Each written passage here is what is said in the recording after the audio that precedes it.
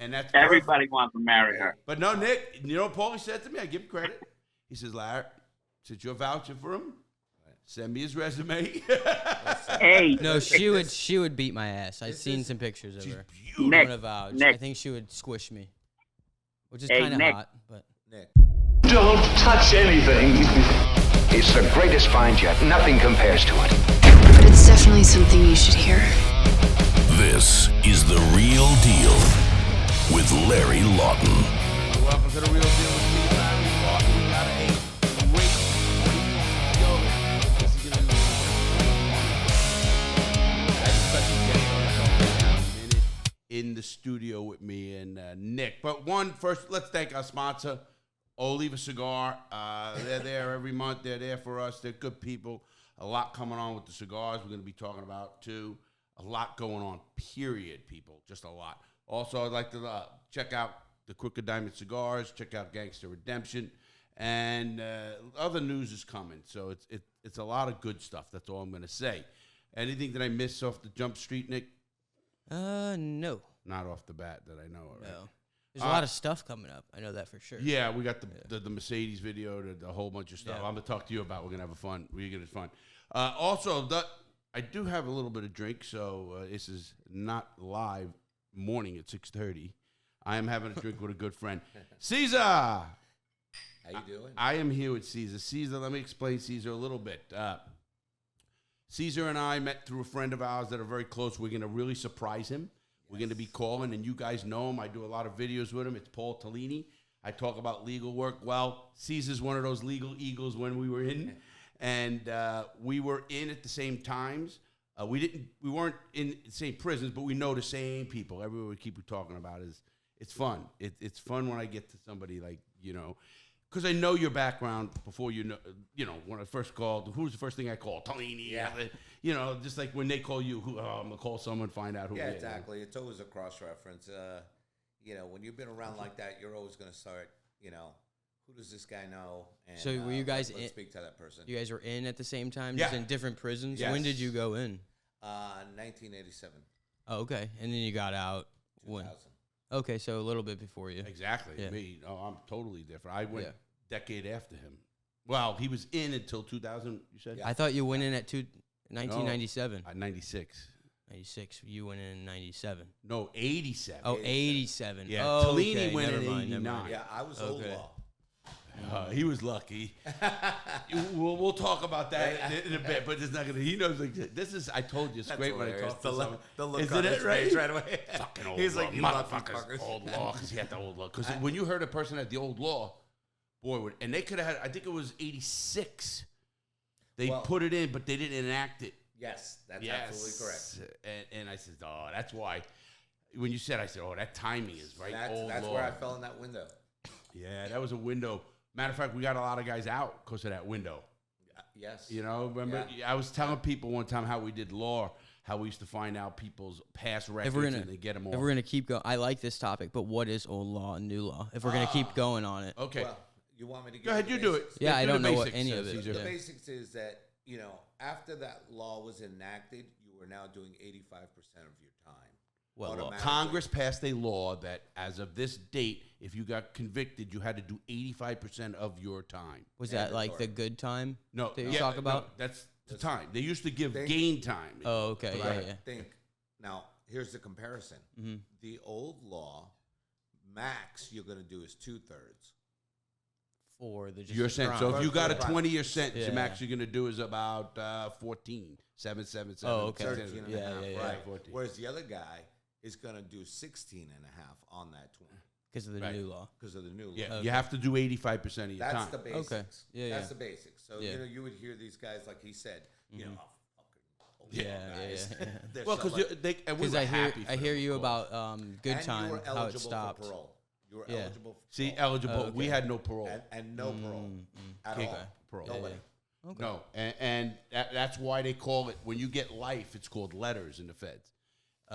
Period. You never get out. You don't get out until it says dead on your cut jackets. But you know what's funny is that you talk to anybody who was there, and there's some basic knowledge, and you can kind of joke about it. And because I work in the bar business, you know what I mean. I was starting to tell you the story before, and you'll get a chuckle out of this. I'm standing there, and all of a sudden I'm talking to these, let's just say a bunch of 1%er members of Bikers. Most bikers have a patch they'll wear 1%, which is the 1% of those bikers. That usually, I'm going to say, some say it means they got body or bled for the club, a lot of different things. Go ahead. Correct. So it's just funny that we were standing there, and all of a sudden I look to the door, and I see a couple of deputies walk in. So I, immediately walked over and said, "Hey, how you doing, gentlemen? What can I do for you? What's going And what on?" year is this?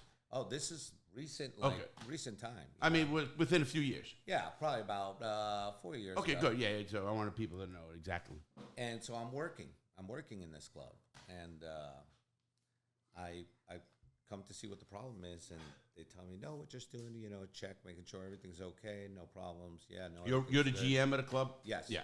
So I leave. They leave, and I leave, and I walk back over to where I was talking to these other guys, and immediately they're all like, what did they want? What was that all about? This, that, the other thing. And of course, I kept a straight face, and I just said, "Oh, they asked who are those guys?" And they immediately all leaned in, and they were like, "Really?" And I said, "Oh yeah, that's the 848 gang." And and of course, when they don't know, I know what 848 is. When I said that, of the four that were standing there, one immediately started to laugh and said, "You jag off." Yeah. and I Tell Nick what 848 is. 848. Well, I'll leave that one to you. Go ahead. Okay, 848 in the law is you're getting life in prison. I thought it was a gang. So good thing we went over no, this. that's a code. They had 841, 848, Six. 846, right? Yeah. And 841, what they really 846, and one is like the leader and the thing. Put it this way: when you had those, you were fucked. Yeah. I remember doing those and looking up and trying to get around I remember Paulie and I doing that for a while. Oh, let's call him. How would you like to speak to Paulie? Oh my God! I can't How wait long to has talk it to been? him. I have not talked to Paulie now in 20-something years. And he helped you with the law as well, like he helped me. Yeah, no, Paulie was the one who taught me how to write the law. Oh, Paulie's just out here spreading the fucking gospel. Hey, wait. Let me tell you about Paulie. though. Paul was my influence. Paul was the one who taught me Tell me. how to write. He had a natural way of speaking when he wrote. You know what I mean? Yeah. And that's, a hard thing to do when you're dealing with law.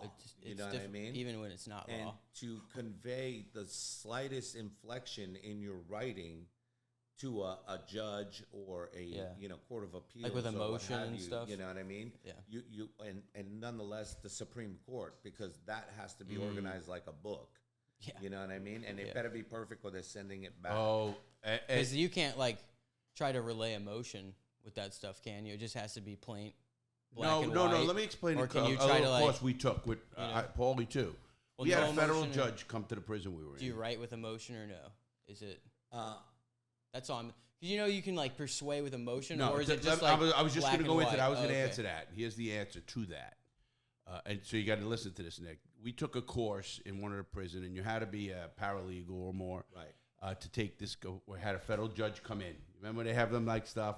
Because they liked when we talked. Mm-hmm. They actually used to say, so this federal judge told us, and he was very smart, gave us great tips. He says, guys, some of you guys are 10 times better than every lawyer we ever see.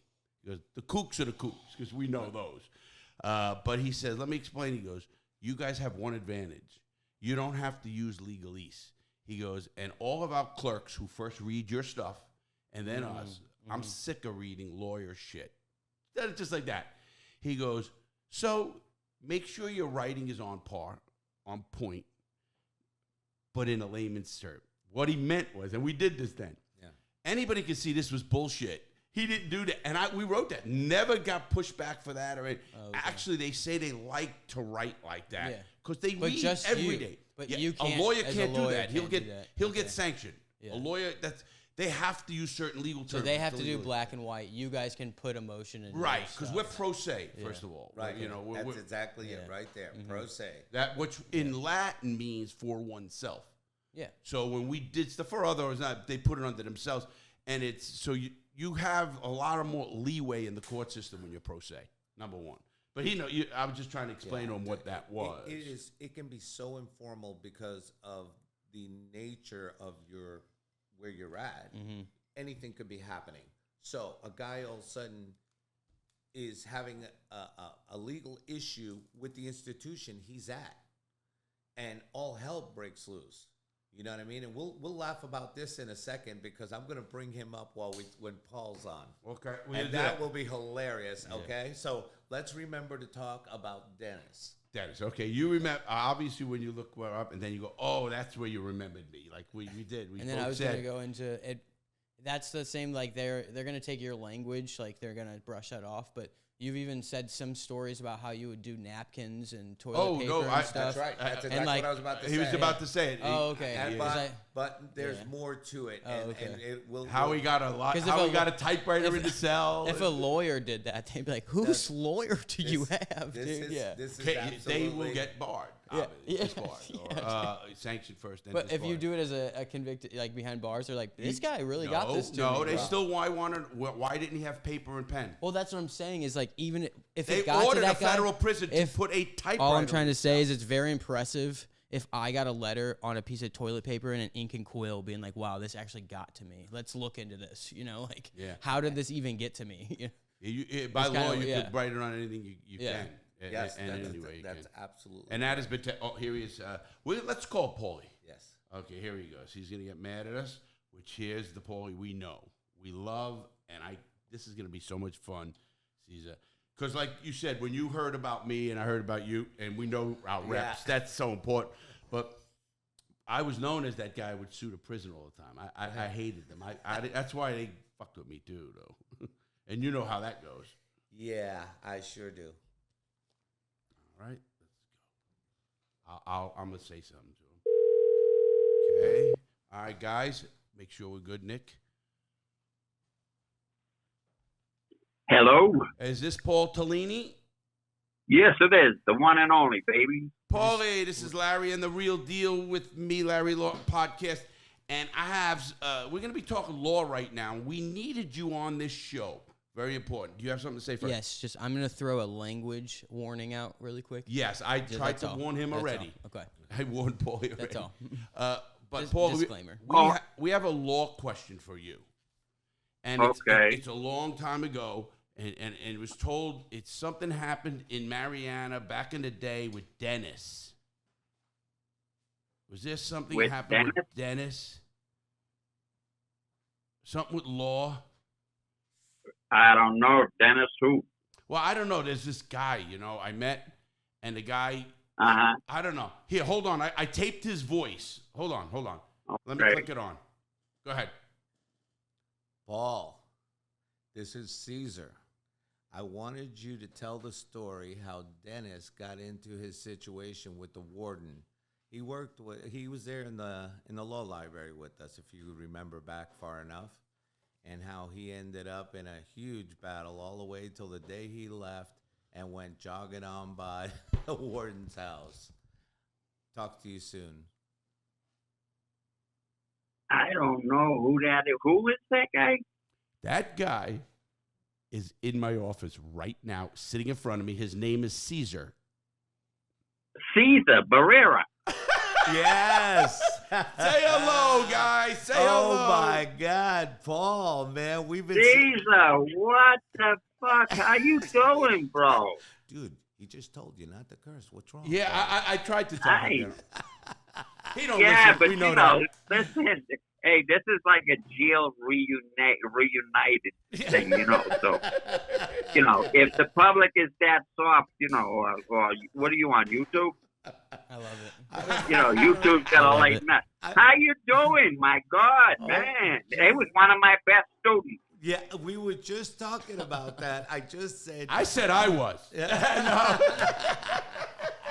No, yeah, Larry was a quick learner. But Cesar was fucking pretty good writer, buddy. He was just talking about your writing. And I was talking about Paulie can get creative. We know that. Art Bell. He remembers. Oh yeah, no, I that just was told nothing. him. I said, that is the man who influenced me. That is the man who created me. He molded me, and he just taught me how to ease in it. Just write like you talk. Yeah, and Paulie. Nice and easy. And Paulie also. It was good because Nick is here, and Nick is hearing from us old timers right now, and he had some questions about how you did stuff, and Cesar we were both telling a story about you with writing on the toilet paper, which with the motion when I was on the Plymouth House of Correction. Where were you? That was in the Plymouth House of Correction in the Federal Holding Center because I had just been sentenced. And I was fighting my case of probation violation. The probation officer wanted to give. I just got the fresh 30, and the ink wasn't even dry. And he wanted to give me 5 years consecutive because I violated the fucking probation, right? And I'm like, the judge says, are you serious? He said, why are you here? I said, I have no idea. And the probation officer jumped up and said, we want to give him 5 years consecutive to the 30. And the judge says, you what? I says, he asked me about the case in Florida, right? And I said, they're kind of pissed off about the North and South thing still, Doc, to the judge. And the judge started laughing. And he said, it's a good thing you got a sense of humor, son, because you're going to need it. And he said, listen, you just wasted the taxpayers' money bringing him here. This case is dismissed, and he dismissed the case. Oh, that's I remember that. That's I could have told that story because I remember him telling me that exact story, and that is exactly as I would have said it because I remember it because when he told me and in person while we were there. And we he's so comical when he gets into it, And I could. You have no idea now. I can only imagine. Now I do it fluently in 2 languages. Exactly. You know what I mean? I used to laugh, though, because that's where I really used to get a kick out of him and some of the stuff that he would say and the things that would catch his ear because he was learning Spanish. And I am a Spanish speaker, obviously. Right, sure. We all learned in prison. I was walking next to Paulie, and we were in Mariana. And, everybody's walking back to their dorms, you know what I mean? And, it branches out. But all the Spanish guys would be kind of catcalling, from far away, back and forth, yelling shit to each other. One unit walk to the other. Right, exactly. And I was walking next to Paulie, and all of a sudden, one of the guys said, "Oye, mama tranca." And Paulie looks at me and he goes, "Oh, I like that one. That sounds strong." Knew how to roll his R's. Yeah. Well, all of us. I remember I sold with a Cuban, and they're pretty good speakers. Colombians are very good speakers of Spanish. Right. And then you get with a Mexican. ¿Qué pasó? Everything is singing. Or, right? ¿Qué pasó? ¿Qué?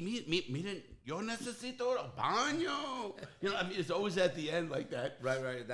Hijo su chingada madre, güey. Puerto Ricans are half English, half Spanish. No, and there's so many different versions. Like, I have so many friends, and this friend couldn't speak to that friend's mom just because they didn't know the same dialect of Spanish. Well, they could, but they're like, that's not my dialect. I couldn't tell you, you know. And I'm like, oh wow. You have someone from Australia, somebody from America, Canada, England, and then go Wales, Ireland. You know what I mean? And they all have their own English, their own slang, own dialects. Yes. Mm-hmm. And sure, Americans are like Puerto Ricans. We suck when it comes to the English language compared to other people. Oh, absolutely. Well, matter of fact, you just like in Spanish, Nick, true. you have dinero, plata. There's different words, but you could put it together. But growing up, I was always like, this is why you see a lot of the Europeans make fun of the Americans because they feel like we're very uncultured. We are with language for sure. Yeah, it gets pretty butchered, but some people try to do better than others. True. America does if have that's a lot my biggest of culture, problem though. in life, I'm fucking great. But when it comes to that, I do know Watch that your mouth, Larry. just the entire Larry, watch your mouth. I get Paulie loved that. He was waiting all day to do that. I was waiting about a couple minutes. You're right. No. So Cesar, Cesar, Yeah. tell me something. Yes. How's Lorraine? I mean, Marjorie. Are you still with her? Yes, we're still together. Our youngest kid now just graduated, Anthony, and we are so proud of him. I mean, holy smokes, this kid graduated from the International Baccalaureate Program, Really? President of the Honor Society, AB Honor Roll. Wow, You know what I nice. mean? So those And 50 keys that you hid worked out well. Listen, this was public school. I've been working like a dog during that time, and he worked even harder than that. I know. And You that's know, what I'm proud of him. Good for you. You know, and his mom, got to give it up to her. She really rocked it. Is she Colombian? No, she's actually No, American. she's from England. Let me tell, because my mother's from England and her name's Marjorie, right? Right. And his wife's name is Marjorie, and from England too. My mother was from Liverpool, and his wife, I think, was she from London? Kensington. Kensington. But Okay, yeah. Margie you're confusing Margie with my girlfriend from at that time. Margie wasn't in the picture. I met Margie after I came home. Oh. Yes. See, that's a different person, Paulie. Me and that was you're thinking of Laura. Laura. Laura was the one that I was dating then at that time, and she was Wait. from Kensington, England. Did you and Paulie both get picked up for Okay. drugs? And then we broke up. Yes. I don't know why he was People in. want to know, Yeah. what was your charge? I have no idea why you were It in. was smuggling. Smuggling drugs, Yeah. right? How many? And how many keys? A lot. A lot. A lot. So More than Paulie's 100? Oh yes. Oh, yes. Oh, let's not turn this into a measuring contest. All right. Who's I got the wanna see- bigger one? Yeah. But where were you smuggling? Where was them I? From? I was looking to rob them. Well, my situation was a very, very unusual case. And then, because there's two separate cases here, you know what I mean? One was very complicated, which I'd rather not get into. And Then don't. We don't. Yeah, and the other one was pretty straightforward, you know what I mean? At this point, it's just kind of like, yeah, okay, well, whatever, you know, let's get that one over too, then. Yeah, You know, and here we go for ride number 2. It's like I had, oh, that's it. Oh, okay, we got him for this. Forget that. We got him under. Yeah, exactly. And they just rope you off and you're done. Did you know Willie Falcone? Yes, of course. He was there in Mariana. He was he was selling 2 cells for me in Atlanta for a while. He's a great guy. Listen, you want to hear Was something? he a good guy? He's an awesome guy. Oh, my God. Nicest What? guy. I used to tell him, you know how we met? Hey. You'll like this in South Florida. Yeah, Paulie. No, I was going to say, remember when Willie had the social event? And then, Oh, he threw a party? It was like a buffet. Oh, You it have was no idea. it was a buffet. Listen, it was hilarious. Listen, you want to hear something funny? Absolutely. Willie just gets there, right? He's just so damn happy to be able to be like the other people, you know, and be in population. And he's a billionaire. And yeah, Drug dealer. Exactly, big time. Him and Sal. And so he's got his whites on. He's going to be working in the kitchen. So he's got brand fresh white. Probably And he's got- starch. Yeah, they're creased up. He looks perfect, right? And he's like happy First to day go. of school. He wants to get in there and do the damn thing. He's happy to just be It's out. the first day because of school This guy type has thing, this guy has been on lockdown Yeah. for 10 years. Yeah. 10 years. For no, years. nothing. It's like your first day of school back from summer. You get your clothes ready. I get it. But yes, Way worse than that. I get it's way worse. But to the normal person who's never been, locked away, yeah, you're getting your clothes ready for something you really shouldn't be. Just like the first day of school, To you're give happy you a when you clue shouldn't about be. this guy but- on the No, show. actually, you got your clothes tailored. You got your shit done the same way you would on the street. Right. Oh, of course he did. Yeah. Listen, when I was with him, he was still fighting. They didn't get him for that And $5 who is- million jury. And he who is bought. this we're talking about? No. Willie Falcone, Yeah. Sal Magluta are 2 of the biggest drug dealers ever. Matter of fact, the reason I got to know him, and actually we connected in prison was, I didn't know this. We had the same furrier. I had horses, so we had you know what a furrier is? That's the thing that does the horseshoes. Oh, okay. You know, a guy's name was Albert Gomez. I remember him, and he used to do Willie's horses. Okay. I didn't know at the time, but he knew I was a gangster. Of course, Willie was, you know, right doing what he had the helicopter next to his ass. I had the limo. Which wasn't bad. Willie, oh my God. But was he such a nice? I'm telling you, people don't know, and I say to that, and they go. Just to give you a clue, what this guy was like. So he goes his first day, right? And they're like, he goes in there, and they're like, just to really rub it into him. They're like, we're gonna put you on pots and pans, which is like the shittiest job in there, and you're gonna be like wearing galoshes. Big rubber apron. What's a galosh? What's a galosh? Like the boots, Oh, the those, rubber boots. the wet boots. Yeah. Yeah, and you got a for big floors. rubber apron. Yeah, the floor boots. Scraps flying off the big pans, of food that's being cooked for all the inmates and everything. Yeah. So shit's flying everywhere. So it's kind of a crappy job for a guy who he is. Had you know what I mean? Yeah, so they're trying to give it to him. So he comes in there and they're like, the inmates were like, no, we cannot allow you to do that. And so they said, you just kick back, we got this. And they were going to do the job for him. So now all of a sudden people are coming up and they're like, hey, yo, Willie, I got some chicken. You want to buy any? And he's like, yeah, I'll take the whole pan, and I'm over in this dorm.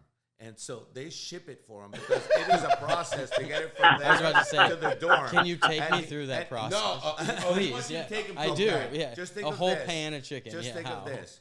They're going to take the whole pan. They're going to bag it up, do whatever they got to do.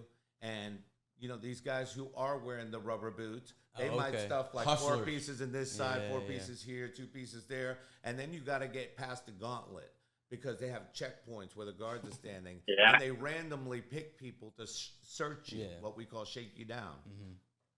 So they want to pat you down real quick. And if, of course, they catch you with the food, you're in trouble, right? Usually they just take it. Right. But tell them what we used to do too, Paul. You remember we used to get a guard. Yeah.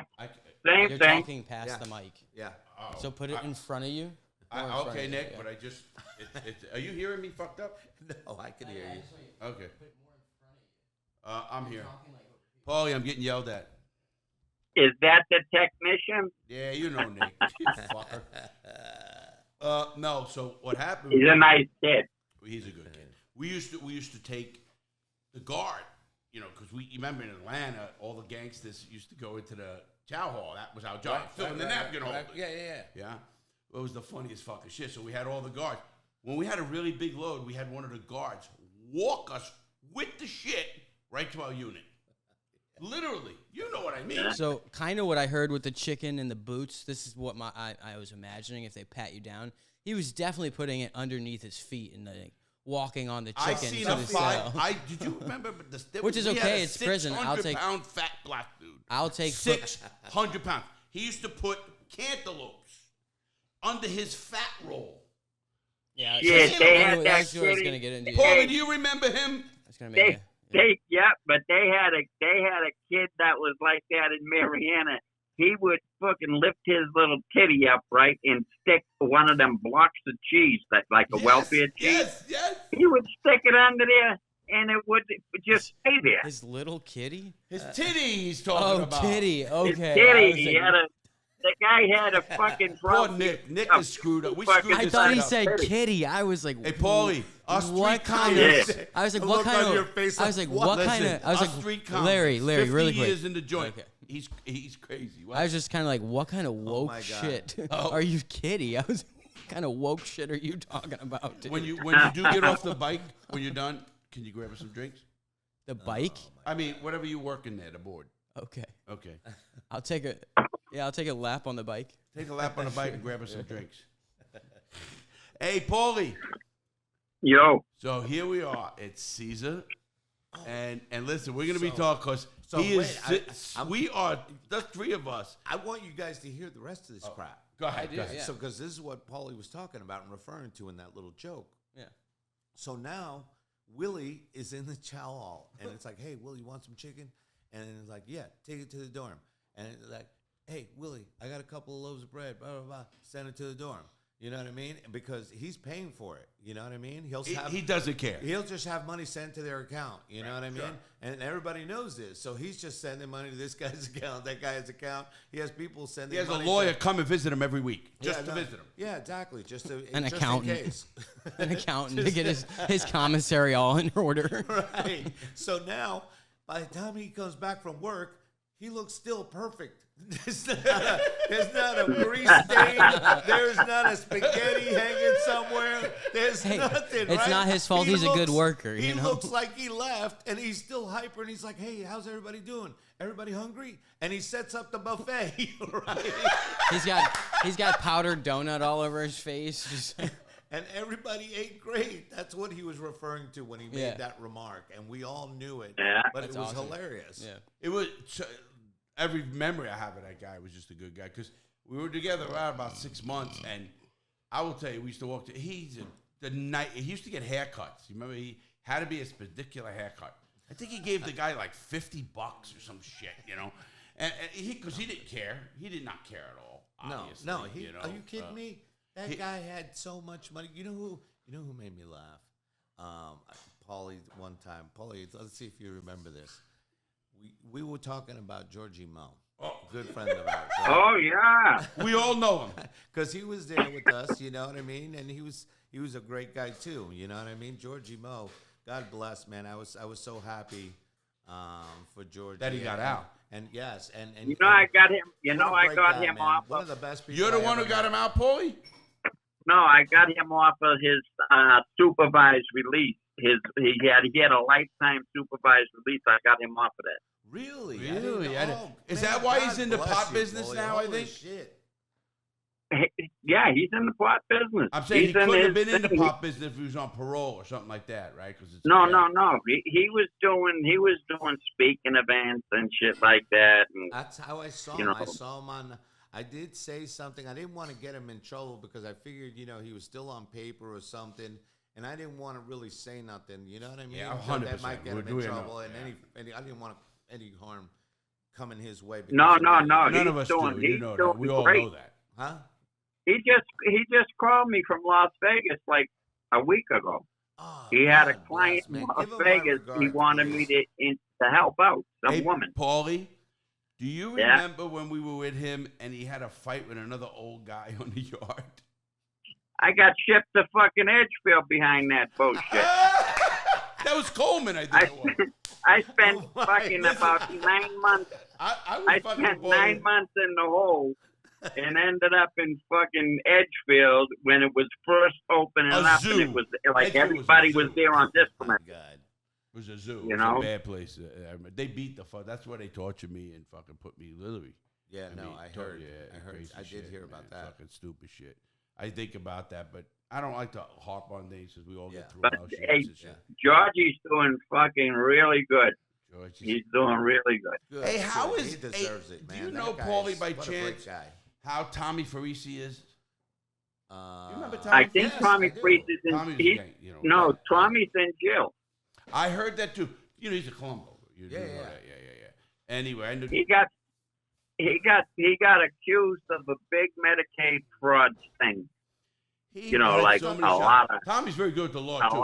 But Tommy also, you remember when he beat Tommy shop is the fucking tax. Tommy Farisi. Oh, Tommy Farisi. Oh, okay. You would know from back in the Miami, like the 80s, 90s. Yes. That was our time. All of our times. He was Colombo's game. Different. But I remember when I was where I was at, and I connected with him. Smart with the law, Tommy. And he ends up getting out, and then he gets something. Didn't he get something like trying to wash money with quarters at strip clubs?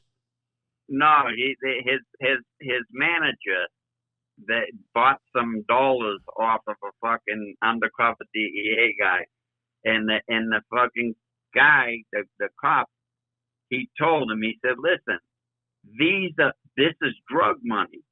And the guy said, "I don't give a fuck. I need them for the dancers. Give me them. I'll take whatever I can get." With strip they clubs, arrested fucking Tommy behind that, and he was fighting that case. I think he beat that case. He fought that case for years. I was with him when I had my evidentiary hearing in '96, Was Coleman? I was with him in Miami. Oh man, he was in Coleman. I think when I was there. I think he was in Coleman. Yeah, he was in Coleman with us. We used to sit I remember that. The novels with him. You know, that reminds me. That's where we had the Outlaws, wasn't it? Broder and fucking whatever they're fucking pinball and all that. Yeah, they were all there. Yeah. I was just thinking, you know, back to Willie. When we were talking about Willie. That was We're talking about Willie Falcone was one of the biggest drug dealers ever in the United States. And what year? And Willie. What year is this?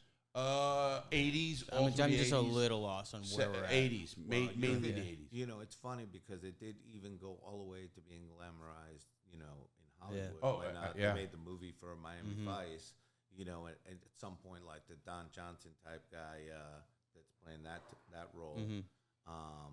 Well, they did a book about them too. So this Moon was over later my 80s? Yeah, they made some reference to the Willie Falcone, you know, and Sal Magluta. Well, listen, all the network banks, and also they some built, you know, stuff. Miami It drug was money like, built wow, Miami. man, you know, they just threw their name out there in a movie, like, you know what I mean? Yeah, they got You do know them now. They built Miami on drug money. Oh, yeah. Hey, It wasn't built on drugs.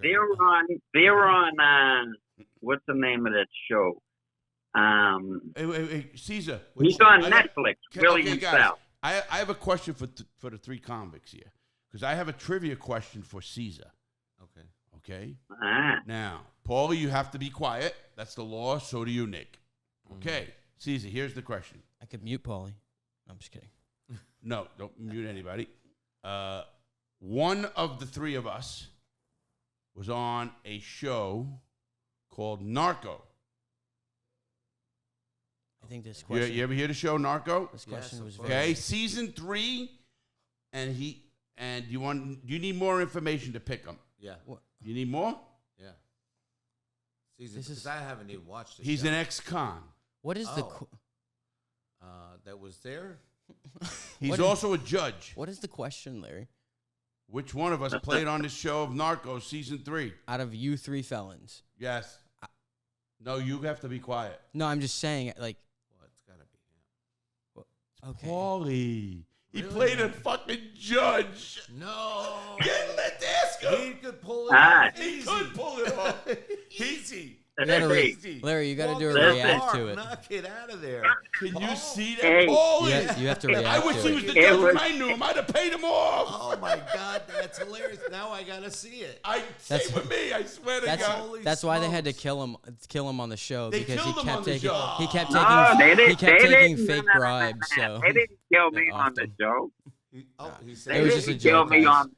Oh, they didn't kill you? no, it was a joke. No, I ended the series for 3, and You were then in they the were whole going to do season 3? 4. Were you? I did. It was in the last show of season 3 on Knuckles, right? And I played the judge on that because they were spinning it from the Cali cartel at the time to the Sinaloa cartel in Mexico, right. and I was going to be the judge And then throughout that whole series, right? Oh my God. And they turned around and killed the fucking site director when he was out The looking. real site Scouting director. for They the- killed him. Scouting. Listen, the dude was a nut because he went into Sinaloa, right, with a fucking camera and without anybody's permission Are and you protection. kidding me? And he went in there and he said, they grabbed him and they said, "What are you doing?" Yeah. According to what they said about for Netflix, right? Yeah. And he says, "I'm shooting the picture for Knuckles 4, Oh, and I'm just God. shooting. He's just filming shit. You know what I mean?" And they said, "You ain't filming that," and then killed him. Yeah. Okay, Oh. so that he was American. they- He's from America, right? We have like very different outlooks on filming laws and what we can and can't film. And this whole thing's going on with that Neon kid, that 16-year-old kid was in Dubai filming, and his girlfriend was filming, and they were like, "We can film." Like doing, no, you can't. doing like They put him in prison. Yeah, doing American law and stuff, and he's still in prison. Like, Good. Yeah, Fuck him. yeah. And yeah, Are you from Colombia? all these Americans think I they was can go born pick. here. And just, Go ahead. What? oh yeah, the Americans think they can go anywhere else and just film. Well, And they you can't. can't. That's all. Oh, he's in Yeah. Colombia because he wanted to film. Listen, Paulie has always loved his is Columbus. Look at his wife. His wife, yo, I love her though. You got. She's such a nice woman. Paula, how is your wife? She's great. She's in the other room right now. Hey, fantastic. God bless her. Man. You know who she loves? She loves my mother. Yeah. She She loves my mother. They sat out here in front of my house. My mother's 91. She's been smoking a pack and a half of cigarettes a day for 70 years. So don't tell me what makes you live or not. Right. It's all bullshit. Yeah. That's all fucking genes. She's sitting out with Yoli, right? And Yoli, I love her. If you'll meet her someday, definitely. She's a sweetheart. I don't know what the fuck she's doing with Paul. I can say that. Paulie's daughter, forget it. He knows I want to marry her. Actually, I want to set her up with Nick. And that's everybody wants to marry her. But no, Nick, you know what Paulie said to me? I give him credit. He says, Larry, since you're vouching for him, send me his resume. Hey, no, she would beat my ass. I've seen some pictures of her. Nick, I think she would squish me, which is kind of hot. But Nick, show Cesar here. Show Cesar when he's pitching. I can't. I got my phone. I can't. Oh, I would like is it on my phone? No. Why do you have her picture? Because you told him to send me her picture. Paulie, send it to me right now. And then I saw her pictures, and I was like, beautiful, but she would throw me through a wall. Sure. He's scared of you, Paulie. If I no, I'm not scared of Paulie. I'm scared of her. You better be scared of Paulie. Yeah. What's this? Hey, Cesar, are you still involved with the weightlifting scene down in Miami? No, I actually lived just recently. Right now, I still have my home here in the Sebastian area. Where I live, Paulie, not far from me. We're only about 20 miles apart. But now that because my older son, and he's another one, Alec, he has been fantastic. This kid is absolutely brilliant, and he just finished his second year of college, and he's going to be going on now for his bachelor's at UCF with his little brother, who's going to school for congratulations, engineering. Congratulations. Aerospace engineering is the youngest, so they got away from dad's old life. I can't complain. You know what I mean? Got a good mother. No, that's great. I'm going to give kudos to your wife. Yes. And I don't mean that to her, because we're fuck ups. I don't mean that to me. You know what I mean? I was away. I have my good and bad. I hate to say good. Well, that's what I was going to ask him. How old are they? Were you away when they were 20, 23? 20 and 18. He had them when he got out. You had them when he got out. Okay. And she's about to have her first. Your granddaughter. Yeah, they just had the reveal, and what is it? A boy. Nice.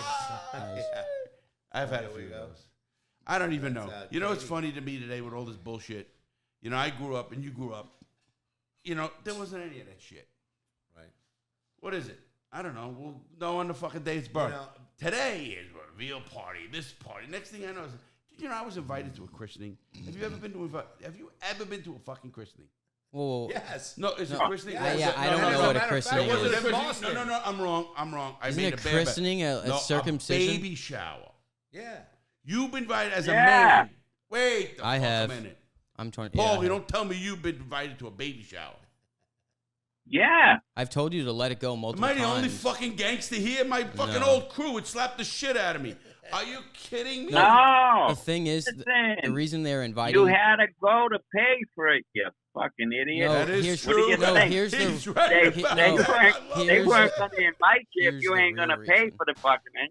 No, here's the real reason is that now people or your guys' kids need every excuse for presents like diapers and gift cards they can, because it's not the same anymore. So yes, you should go to everyone's baby shower if they're your friend, just because times are hard. Yeah, they're trying to get everyone to all these dumbass parties they can, like I've been to two of them. Them fucking times wouldn't be hot if they get up their ass and go to work.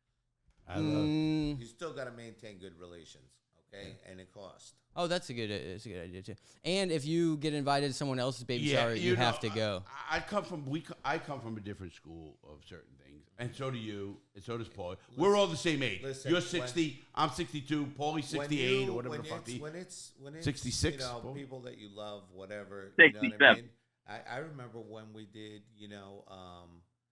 baby shower Family. for my youngest. You know what I mean? And that was a beautiful thing. You know what I mean? But a man, see, maybe it's the Italians or the people where you grew up in New York. Baby showers all the time, but the women go to those. But now never the men. I've never seen the men might go golfing, the men might go drinking. You're absolutely correct. In that era, that's the way it was because I never went to a baby shower until much older. Okay, now I don't feel crazy. I thought I was. And then times changed, and then now it's kind of like it's the era of time that these kids today need all the help they can get, bro. That's right. And I'm good with that. You know that. They really do. Correct. No, I agree with it, and I'm good with it. You know that. Everybody's just doing their part to somebody close by. Here's a little something to help out. You know what I mean? Absolutely, I did it, but the wife goes. You're still giving the fucking present. I know. They said, no, you and your girl. No, I said, wait, here's the money. Listen. And that's okay too, Larry. You don't have to go. Just send something. Yeah, but listen, even the new breed guys up there nowadays, they go. Listen, people go and do business. And it's a status up there thing, yeah. At a funeral, you don't think they're gonna do business at a shower? It's a status thing, yeah. Good point. Those I didn't think of that because I did it at my funeral. For sure, yeah. And the I funeral like that part. the funeral we might have had a part in. Yeah, I like that part. It's for sure a status thing too now, where it's like, yeah, here you go. Hey, Paulie. Yeah. I'm gonna change subject for a second, okay? Because I don't do this often. Will you tell Cesar how good my cigars are? They're real good. I'm still waiting for a box to get here. It's stuck at the airport. How many boxes have I gave you already, you prick? Oh, is it really? Well, the fuck, if you give it to me and it never gets there, then you didn't give it to me. Are you serious? That other one, Paul, That's what you I'm didn't saying. get? Are you being serious? I need to Are you being serious? Yeah, that's serious. That's so annoying. If you didn't get it. And then I went to look for the number to track it to see what happened with it, right? And you must have cleaned your phone because you took that text off. So guys, this is a real deal. And this is the real deal. International is a pain in the ass, guys. Actually, Paulie, I have the tracking number. The last thing we had is it tracked. It always tracks to like Miami if it's South America. And then it gets no. It went all the way to Bogota Airport. It was right down the street from my house. I could walk. It just cost me $250. It gets out of our minimum. It gets out of our control. You're in the capital. He's in Bogota. Just outside Bogota. Just a business real deal. It gets out of the country, then out of our control, and then now we have to deal with it and pay, which is like very. You just gotta inquire about it, and then make the USPO pay you. And that alone is also like a 6-month process. So yeah, well, it's better than becomes listen. We sell a lot of cigars, I don't know, and they're good. Paulie did some great commercials for us, like not commercials. Oh, those are nice. Yeah, he did some great videos. Him and Billy, because they are good cigars. I mean, I'm not just saying. No, they really are good. They're smooth as shit. You wouldn't even believe it. Look at the class of the box. Crooked Diamond, obviously for why I was a diamond thief. That's awesome. And this is, and look at this, a false bottom. That's beautiful, man. Now you want and felt. I can't see it. Put all your stuff. You got a bunch of presents there, and you Paul, take that. I'm not trying to make you envious that you don't have yours, but I just gave him a lighter. I gave him the Gangster Redemption room deodorant. Wait till I show you something. He said, "But damn, I think these are probably better than ones you got." And I gave him a starter pack. I'm gonna give Cesar can come here anytime.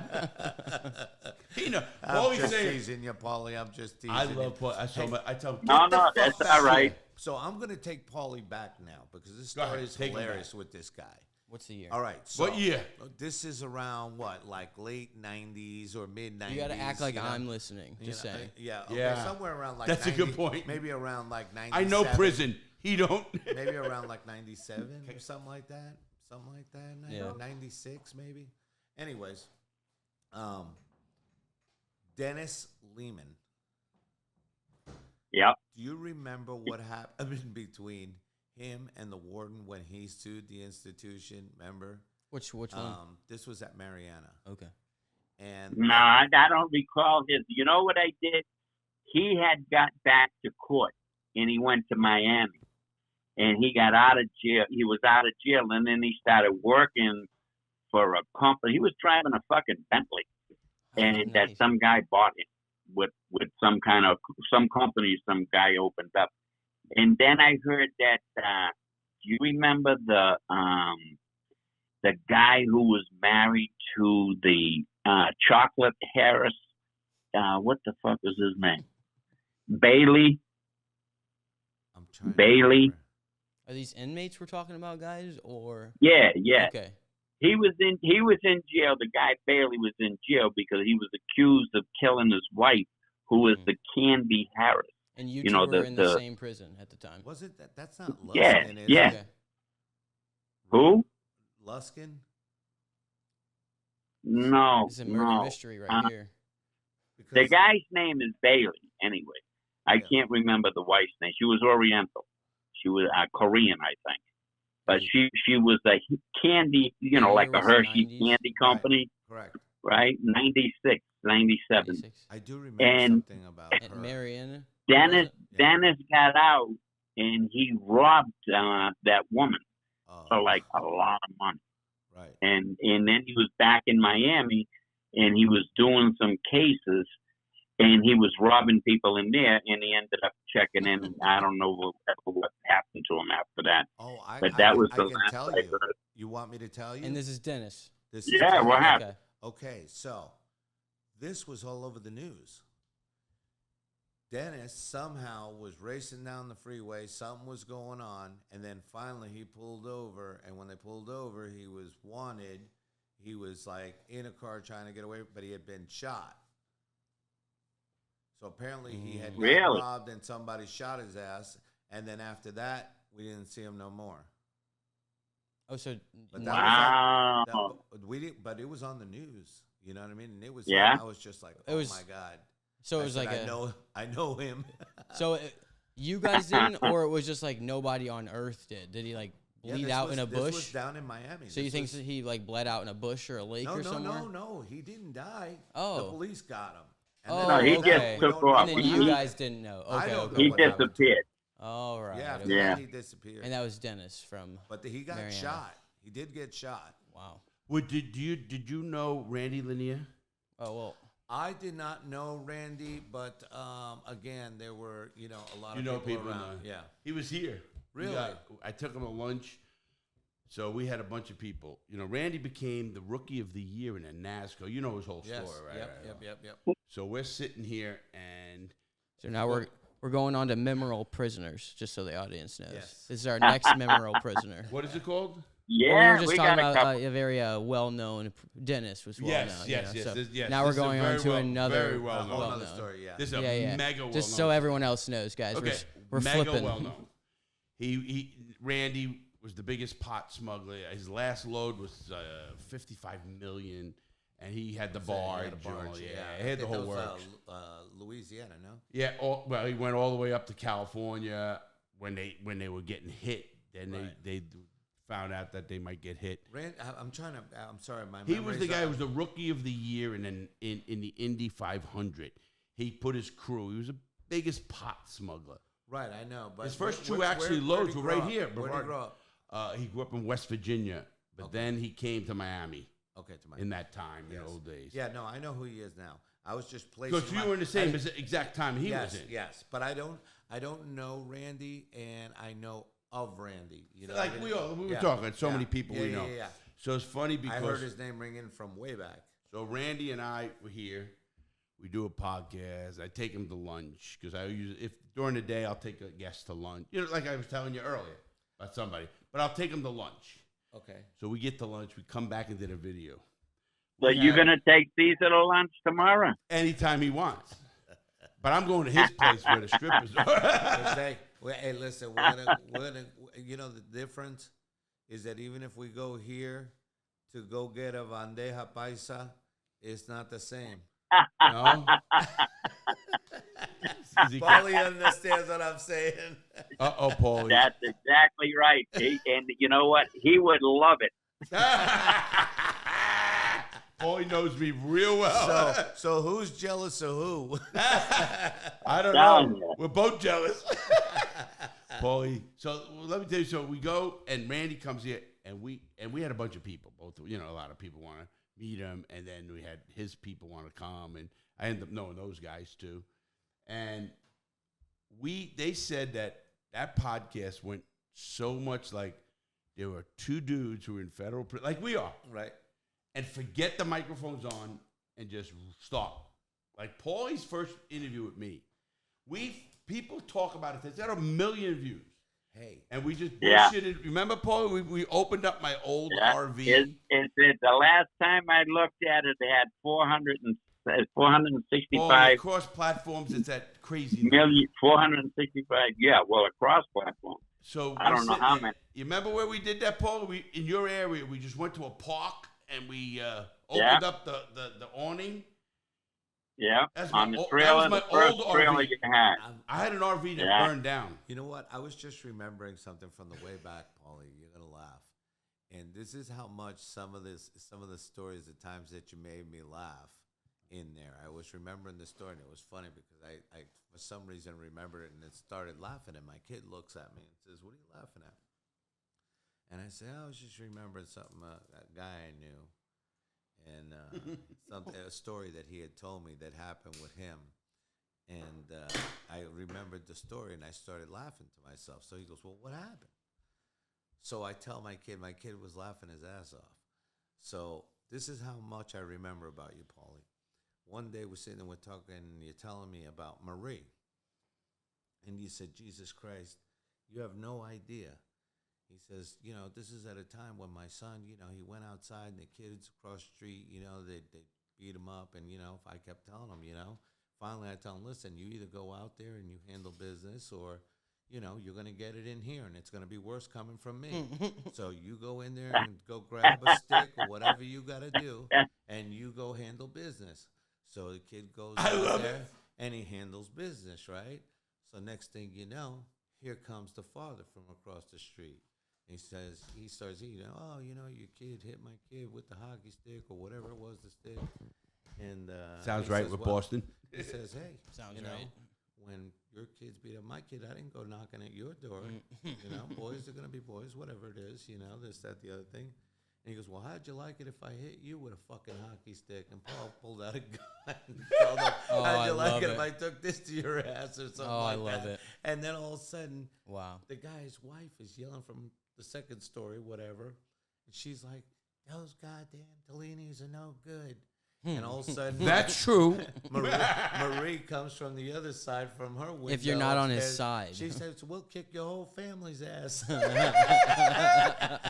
And Paul's like, "Marie, would you please just let me handle this?" Women get people shot a lot. Women are a big problem. We all know that. Now, Paul, was that fairly close to the story?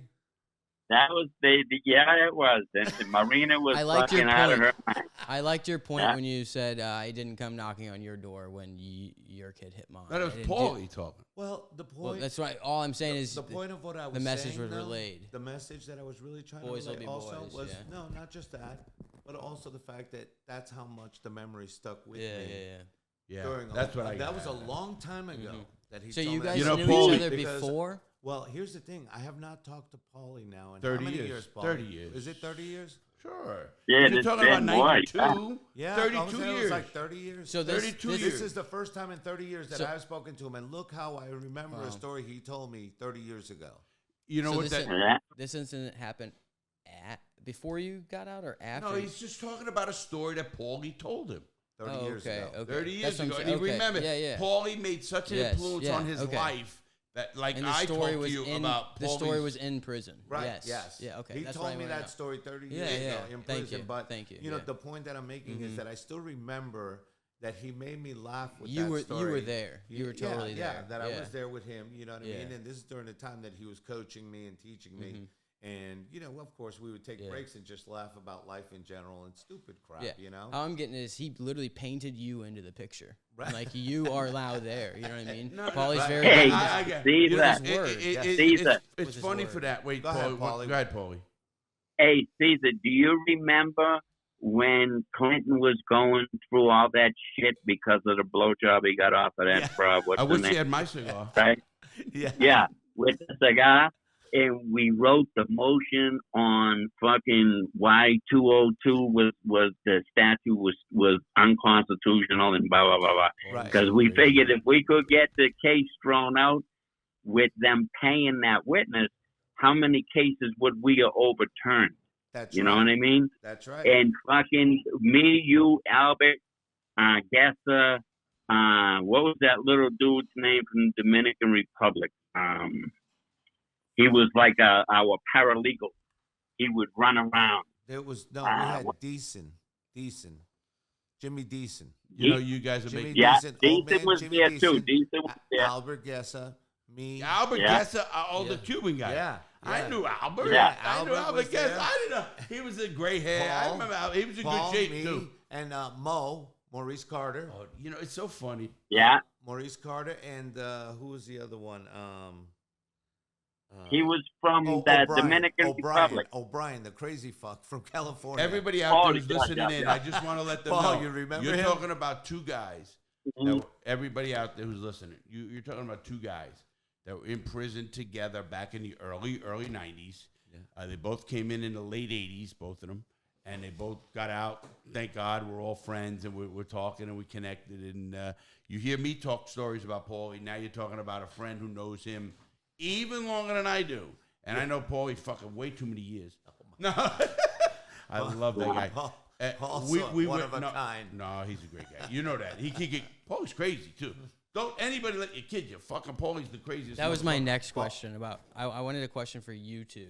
Okay. Is when was the first conspiracy theory you heard? Oh, from Paulie? In the prison going around that Paulie started. What was the first one? And what was one that you thought maybe he was right? Like just an inkling where you're like, this guy might be onto something. Because I heard he was all about conspiracy theories. Can I go first on this one? I'm going to go first on this one because Paulie and I was with Dom. I want to know the first one and then one you thought he might have been right. I was with Black Dom, a Colombo guy, me, a Gambino guy, and we had Bert the Birdman, Billy, and Tallini. We were real close, really close. And we went through our shit. Now, Paulie and I happened to be in the same unit together. So it was really close. I mean, and he did help me with law more than anybody. He even got me to get my course, to get my cousin to pay for it. You know what I mean? Yeah. Paulie, very great influence on my life. Was that Cheryl? Yeah, absolutely. Now, but I knew for all. Was that Cheryl? I knew yes, it was Cheryl. I knew from day one, Paulie, first thing he says is, you gotta watch Art. Back then, it was Art Bell. You gotta watch Art Bell. It's at noon. Then it went to George Norrie, but it was Art Bell. And I got into it like everybody else. Right. Well, the first conspiracy theory, Paulie gets up and tells, you guys hear it? The world's ending on a certain date. What's the year? Do you know the year? This is in the probably 99, 2000 maybe. Okay. This is 25 years So ago. probably 1990 to 1990. No. I don't know. It wasn't the major 2000 computer ending? No, it was right around that. Okay, exactly right. And Paulie, and he is so good at just being consistent to fuck with the dumb enough people to get the fucking interview going. Am I right? Wait a minute. He's I got you, buddy. That was a good one. Y2K. we got Y2 fucking case. So you fucking old fucks. So I'll never forget Paulie. At that moment we had this.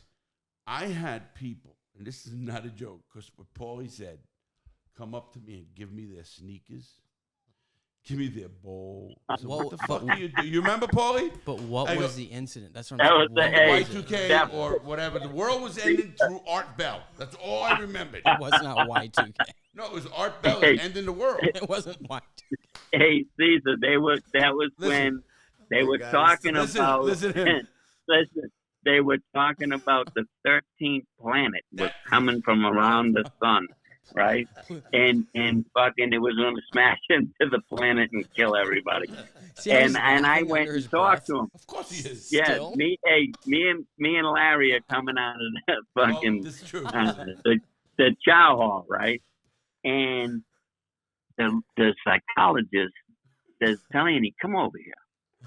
So I walk over there, and he says, "What's up?" I said, "What's up?" He says, "What's up with the 13th planet?" I said, "You heard about that shit too?" Oh my God. He said, "Yeah, I got these fucking kids coming to me wanting to kill themselves because you're telling them about the 13th planet." And I said, "Well, you heard it too, right?" And he said, "No, I never fucking heard it. Only one from there." I said, "Well, listen to Art Bell. He's talking about it tonight." He's like, who the fuck is You Art know Bell? what they used to come to Tallini and say, Christ. "Tallini, stop this shit." And I would laugh. And I know Larry used to come to Tallini being like, let me get in on it. Pretty much. Oh, yeah. I can Listen, spread the word. When the first guy offered me his sneakers, I said, "Wait a minute." Wait, he's got something going on. Really going. You trying to go to the mob closet? Tell him what sneakers in a bowl. Well, no, cut me did in you prison. ever experience that with Tallini? I wanted to stay on that. Oh, go ahead. With Did Tallini. you ever hear that? He's No, always with making Tallini. it seem like Tallini's spreading No, conspiracy tell him what theories. you know about Tallini. No. Any theories or anything? On what? On what? I don't. Like I what don't we were just talking about. about the 13th planet. Or whatever, anything not else just like the that. 13th, but something like Any that. type of no. The only thing He never caused mass delirium or whatever it's called in the prison. Are you trying to were say that at? he really become himself when I was with him? No. Listen, he was just that guy. You know what I mean? He was just that guy. Did we lose Volume him? button. Someone's probably calling you. You there, Paul? Oh, you there? Paul. Oh, fuck, where is he? Your phone still alive? What did you do, Nick? Did you hang up? Oh, on I'm so Paulie? sorry. Hey, can you show me the phone really quick? There he is. Okay, cool. It just hit his. Hello. Paulie, when did we lose you? I don't know. It just dropped. Okay, Just- I was it's just been 5 backing you up seconds. because we got Cesar now saying that you never did that. You were normal. I didn't. He did. No, I was normal. I didn't do that You bad. mean to tell me you went crazy when you were with me? I never said crazy. I just said Not very, crazy. Well, what I did was persuasive. you have Very to have. persuasive. In Mariana, I used to paint. Remember when? Remember I used to paint. I used to teach. You know he's a rabbi too. Did you know he's a I rabbi? was just about to say a monk. Did you know he's a rabbi He's too? a monk. I became a priest. No, yes, the fuck I you did. didn't, Became a Paulie. priest, Are you yes, serious? Are you being yes. fucking serious? Yes. No. Oh yeah, I did way. do that. He's I not did kidding. that because I wanted to save people from You the were life. just they on a were bunch of living. side missions in prison, dude. Oh. You were just on a bunch of quests. Listen, You woke up listen. every day with a new quest. Listen, dude. I want you to understand Holy something. Hey, when you that- were when Listen, you, when listen, you were man. there like Paul, Yeah.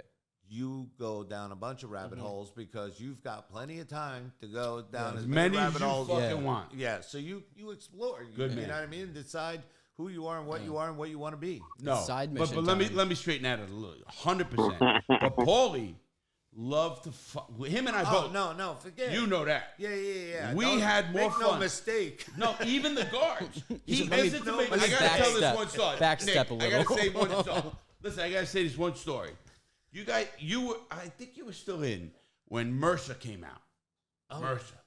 Mercer was a bad skin infection, Nick. That was. Oh, really that was bad. true. Yeah. That was. I thought we were talking about like a amazing. guard or So, something. yeah, well, listen, exactly. So Paulie A ends guard. up getting one of the guards, and he gets his ear to the right way, and he is the master at this. He has this guard file a union complaint that they're dealing with freaking Mercer inmates, and they're Not- bringing it home to their kids. Not one person had Mercer. No. Paulie's. What you're No, telling me they is Paulie actually- started the COVID. No. He started No. COVID. Tell him, Paulie. But hey, the Mercer thing was a true story. The kid next to me, he just went and bought a brand new pair of sneakers, right? In And I looked Australia. down. I said, "Dude, your whole sneakers fucking turning red. What's up?" And he said, "Oh my God!" He ran upstairs. Then when he come back down, he told me he had this fucking flesh-eating fucking disease on his foot, right? And they couldn't treat it. Does it sound like And I had never heard of that shit. So what I did was I was talking to this radio woman. She had a broadcast show, right? How? The Raleigh James. Listen, the Paulie Raleigh would, James. Paulie would get on. We need to stop Paulie, the story. stop. Hey. Tell him how you got a hold of I- her. How were got you this- talking to this woman, dude? How? I used to fucking write her. I used to write her. I was communicating with her. He was So you, I right? told This her. is not. Yeah, I get.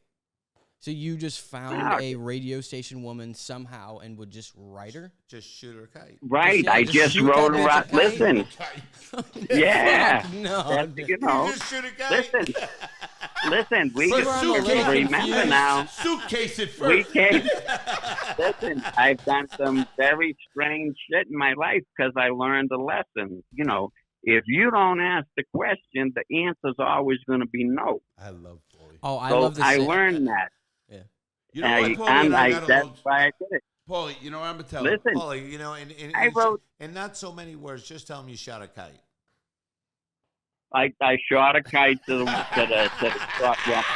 I You really know, did and want to know how what he got she in did contact was with you. she He wrote her acknowledged. in the newspaper. Listen, she acknowledged me on the radio, and she was used to communicate with me, answering my kites because she would do it on the show live. So Stop. I asked her what Martha was. Paulie, 1 second. What? I'll explain it to Nick because I'm looking at his face.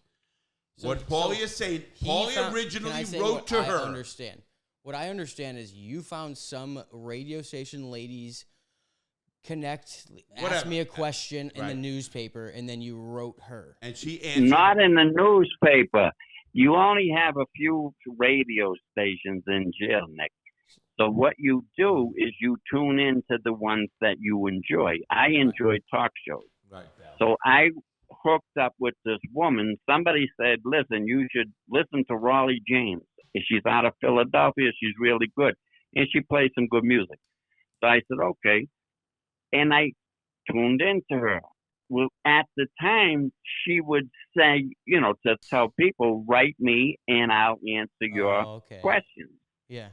So when I wrote, I said, I'm going to write her about this Mercer because I didn't know what it was. And I just seen this kid, you know, nobody knew what it was. Nobody. And we turned around and Raleigh James told me about Mercer. She told me about a guy, and this is on the radio. She told me about a cop in the LA County jail who shook down a cell, and the guy had Mercer in the cell, and apparently this idiot, when he picked up the guy's towel, caught the Mercer, right? So, and then when he went home, he had a little baby, and the baby is a newborn baby, and he was holding the baby without changing his clothes, and the Mercer was on his clothes, got to the baby, killed the kid, right? So she told me all that information, right? And I just passed it on to this cop, and they stopped shaking down. Okay. Because they said, we ain't getting Mercer. We ain't getting that shit. So what really? And then I made the We had a guy die. Where my main question came from, I wanted to know, was it seemed like Paulie made an internet friend in prison way before internet friends were a thing. They didn't have internet. He's saying way before they seemed like he made an internet friend way before all this. Like Tish, right? You started writing to her. Did she start like shouting you out on the radio, like, "Oh, Paulie said this"? I think it was every Saturday night when she was on, her show was on. She was doing it. Paulie's writing this question. Would shout out on me. Nice. And then you would write her being like, "Thank you," and then here's my next one or something. Right, and that's how we communicated. Obviously, every one of us here learned.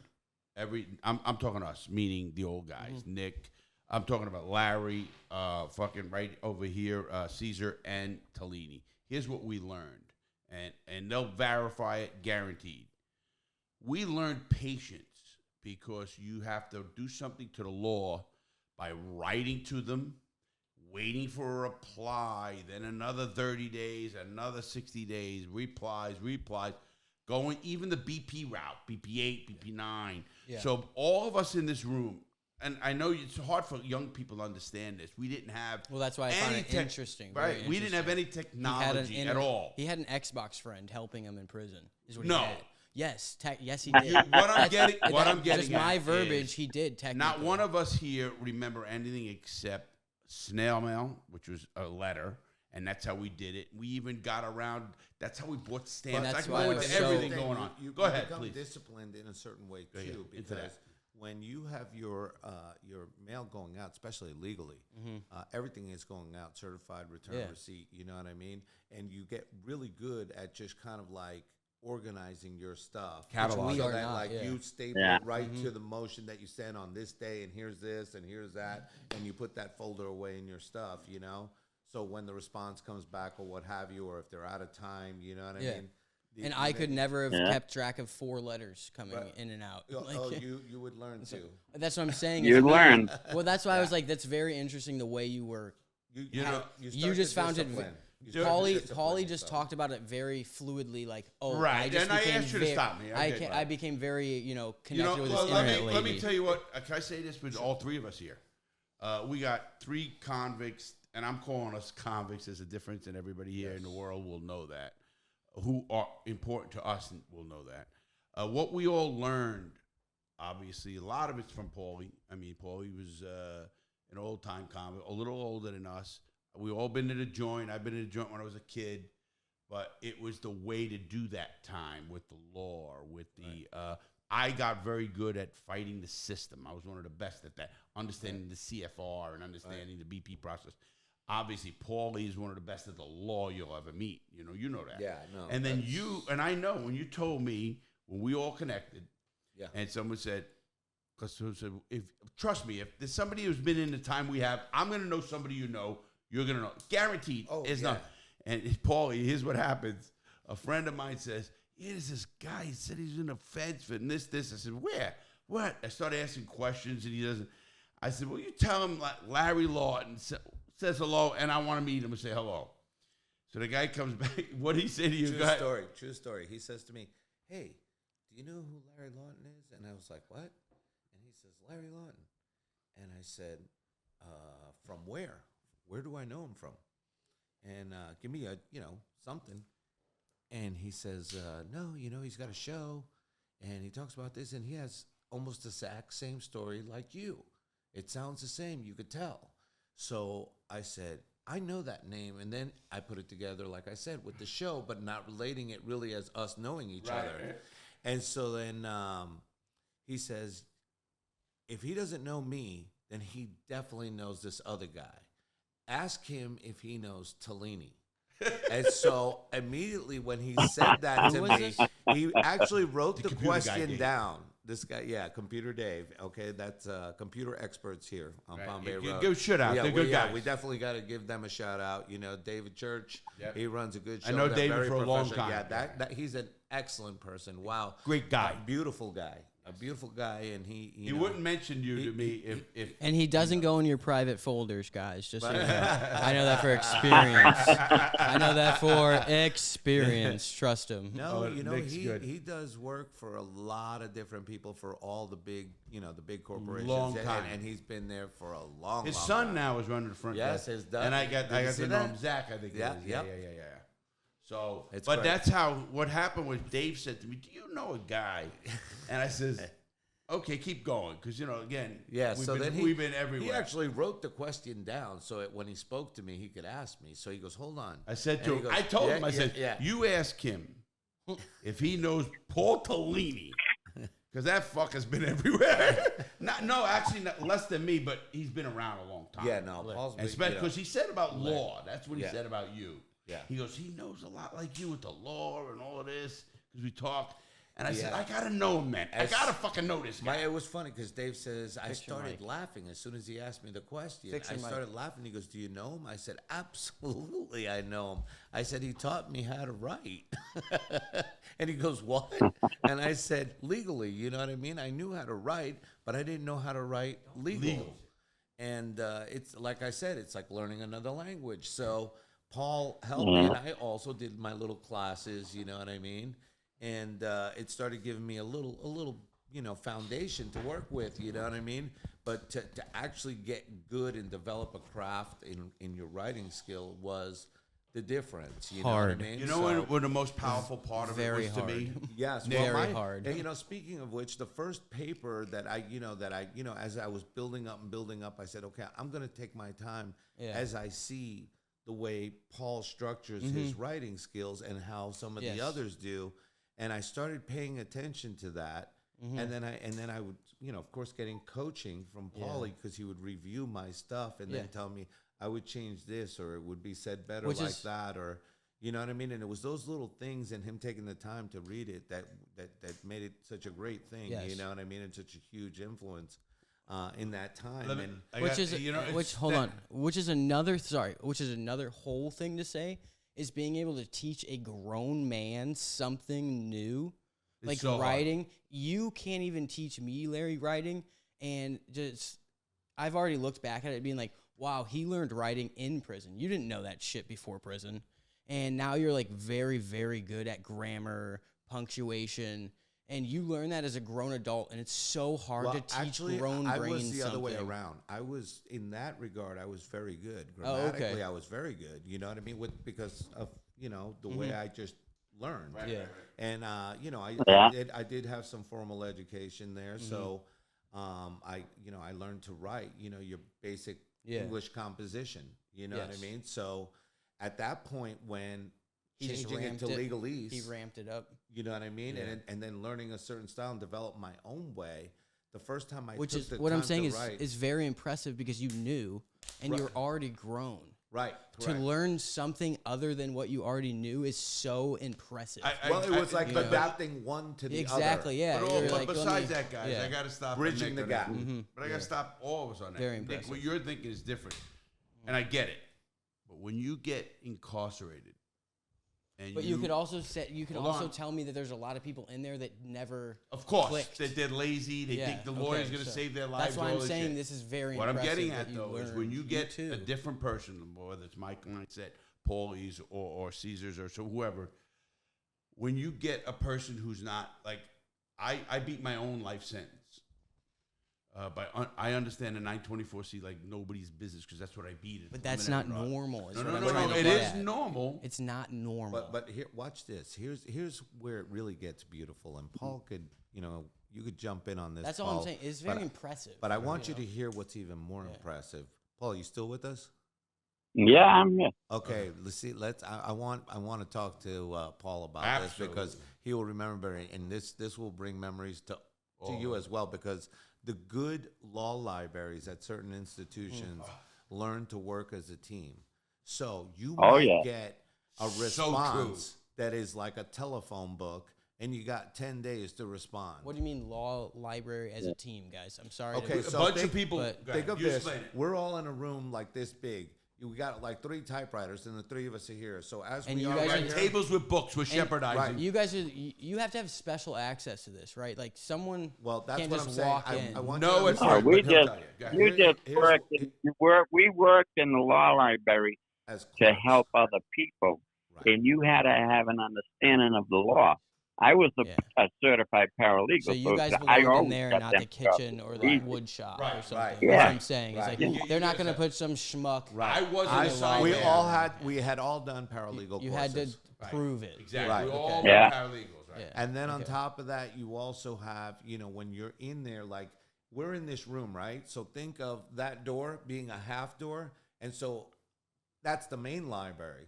So You're let's checking say, things out. so right, we're checking Yeah. books out, but we all have our own typewriters and we're in here doing our own thing and we have direct access Yeah. to all the books. And we're shepherdizing. So you're we got work- books on you the guys- table. You guys are working on your own shit and Right. But checking here's what books- he's gonna say. books out that don't But you know really what it Nick, also here's what does? he's going to say. We all help each other. Right. So here's what like happens. Mr. Beast's Exactly. thumbnails. Right. So now imagine we're in this room, No. right?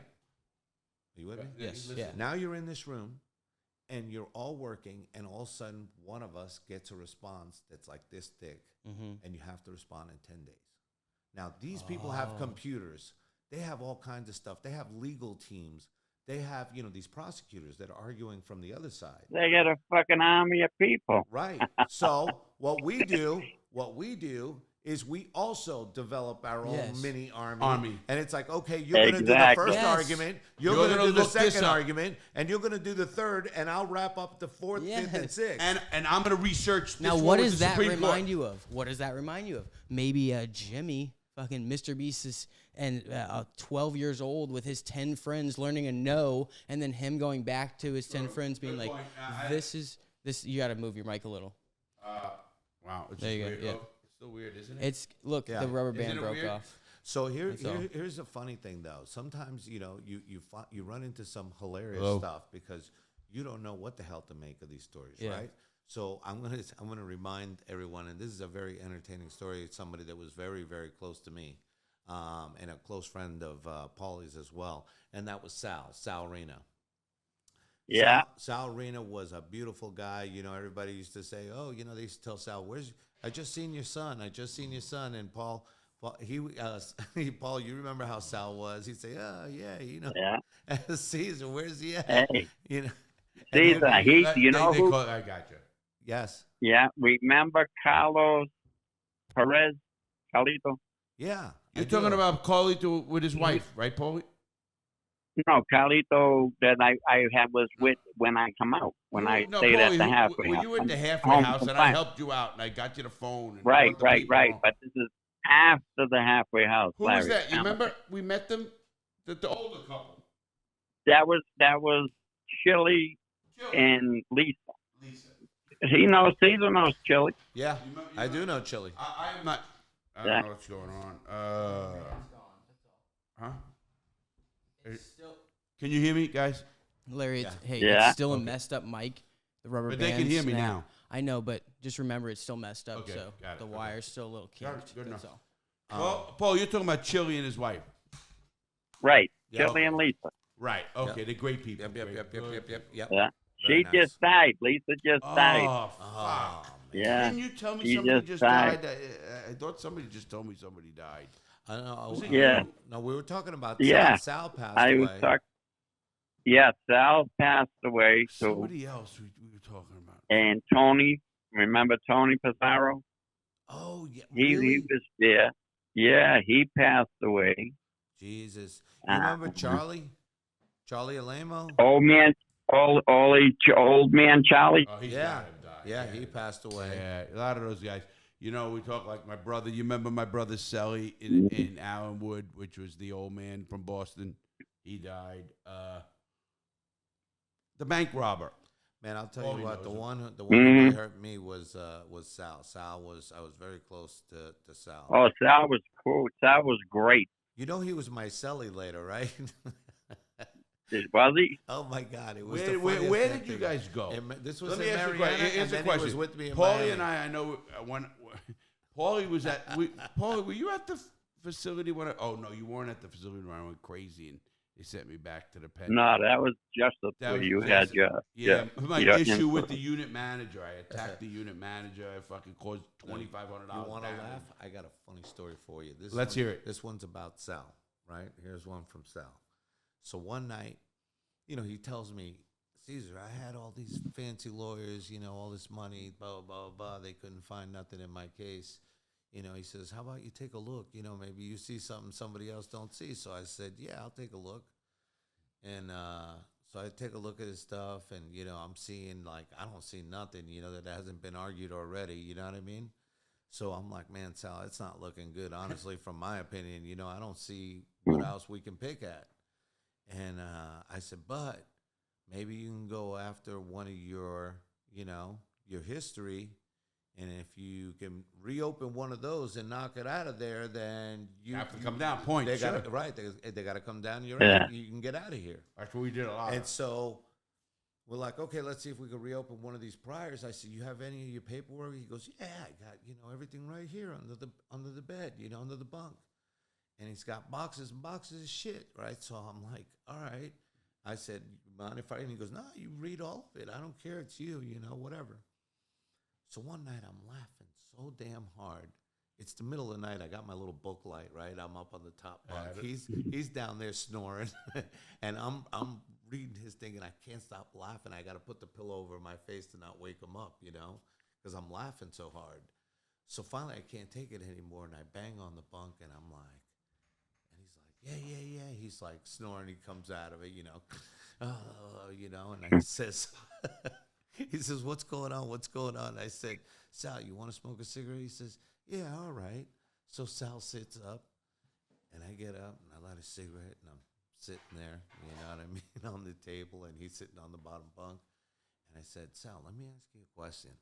I'm reading your priors, and I don't get it. What the fuck is going on here? It's saying something about a mummy, and a mummy, and a mummy this, and a mummy. A mummy, like Egypt. Pyramids, mummy. So He knows the story. So he says, I'm like, what the hell is it with the mummies? And he goes, a mummy.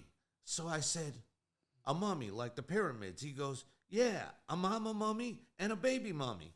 I said, Sal, are you kidding me? And he goes, yeah, we got the guys on the docks, and I got a good deal on a mama mummy and a baby mummy. So I said, what the hell were you going to do with the mummy? He goes, I had them rented out already to the Museum of Natural History. So the people, the way he got caught was because the people who really owned the mummy saw it in the museum. That's how this guy got caught? Yeah. Get the fuck out. That's one of his priors. I never heard that. Hey, Larry. You don't want to hear Paulie. Paul, did you know that story? Hey, Larry, you know what we did with him? Me and Sal, right? We sold 100,000 fucking pounds of some crazy number of eels while we were in there. He had a connection in the fish house, and I had a guy in fucking Monkey Island, a Greek guy, right? He owned Monkey Island in Colombia. I remember we were trying to get a Greek guy out of prison. I think we were trying to get a Greek guy out of prison once, you and me. Yeah, I did, Nicky. Oh, no, Nicky's out. But I'm not talking Nicky. There was another Greek guy. You guys talk about funny shit. The funniest thing I had, I was doing the law. I'm in Atlanta. And, we got Nicky Scarfo guys. And I'm connected with all those guys. So they play. I hated it, to be honest. I used to tell Paul, because it's all politics. You shouldn't sit with. Get the fuck out of here. You know what I mean? I'm a fucking associate. I'm a nobody. Right. So anyway, I'm in there, and Nicky used to walk the track with me, right? And he gives me his case. You know Nicky Scarfo. Yeah. Motherfucker killed 30 people. I don't know. Fucking there's accusations of a hit on a judge and all this. And he said, "Lad, what do you think? You gonna let me out?" I go, I'm thinking, is this guy fucking really sick? He fucking kills 30 people and he has a hit on a fucking federal judge. You think they're letting him out? Never. You know who taught me that? Paulie. Remember we talked about, we used to say to a kid would come into the law library, right? Hey, they can't do that. And I'd say, wait a minute. Paulie taught me this one. He goes, hey, kid, they went into Panama. They made the president a drug dealer. They went in with F-15s and took him the fuck out, put him in Miami federal prison, and they can't fuck with you? Who the fuck are you? Think of that, right, Nick? What a good way to just tell someone to think about it more than once. What's funny is that I know him. I know Noriega. Yeah. Yeah. Wow. In Miami. Yeah. I knew him. So you guys were locked up together in Miami? His daughter would come to visit, and and he, at the same time he's doing his, you know what I mean? So, but he was separate from everybody else. But where we would really, the only place you might have access is in the visiting room. Did you take what Paulie taught you, and then teach someone else, or did you just or did you just get out? No. I'll tell you what. When I was, as I continued, then I did start teaching a little bit more. And me and Albert actually were both down in Miami. Okay. We were from Mariana, and from the Mariana Law Library. Yes. From that crew, and then me and Albert were down there. Okay. In Miami. Yeah. And we worked in the law library there. And, you pass it on as you can and help where you can. Yeah, so you see people who... that are moving in that direction. Now, here's another question. That's how they're doing theirs. When did you notice, and it might have never happened, but I think it had to have happened, when did you stop helping certain people off of characteristics? Like, did you ever run into, being burned too many times, just giving, knowledge, and then someone just not taking it, and you just being like, okay... Well, you're not going to help yourself or something. Exactly. Well, there's no greater place to learn that lesson. Listen, you can't fight for someone that won't fight for themselves. So, exactly, which a lot of people don't know. And then and that shows. When someone has an interest, like Paul, I'm sure have seen it a gazillion times, and I see it too. You know what I mean? And I imagine that I see myself like Or, I see somebody else as, maybe Paulie saw you see me, yourself in them a little bit. Right, yeah. But you can tell the ones that really want it, Yeah, and then you can kind of tell the ones that say they want it, but behind their eyes you can kind of see a little bullshit. They're not going to take the course and go all the way through the course. They're not going to do step one, right, or something. They start to fall off. And once after step one, it's kind of like, meh. Because I ran into a bunch of my own friends, and it's not even. I started paralegal classes right? And what I would do is when you first put the flyers out in the units to start the course, and you would start it in education, and there would be 25 people that would sign up. 2 days later, there would be 15 people. 3 days later, there would be fucking 3 or 4, and the 3 or 4 would stay with it. Yes, and those are the people who really wanted to try to get dramatic. out and understand it. Well, it was fucking, yeah. Yeah, I know my because own people, friends. And then, you know what's cool, though? Yeah. And I'm sure Paulie could tell you this because it runs back in your memory, and this is how you start, kind of learning how they think and, all this other stuff, how they make the rulings and, from the biggest court in the land, the Supreme Court. And, you learn to appreciate the language and how intricate it can be. Just now. So, like I'll give you a couple of topics, just not to get into them, but just to give you, 2 or 3 topics. One of them would be like, say, the gun laws. Okay, the gun laws, all of a sudden they said use and carry rather than use or carry. You see what I'm saying? You're just getting rid of that one word. There's a big difference. One word, that and yes. and remember, or. And that was when Bailey came out. That's right, correct. And how many people got that charge knocked off because of that? That's where I'm coming from. Because of that. Then another topic was, and this one happened with the Falcones. They were saying that, okay, the Supreme Court came out and said, hey, you can't take all their property and all that stuff. That's a civil case. And then later hit them with a criminal case because that's double jeopardy. Right. Yeah. And so that was another issue from that that era. It's so impressive.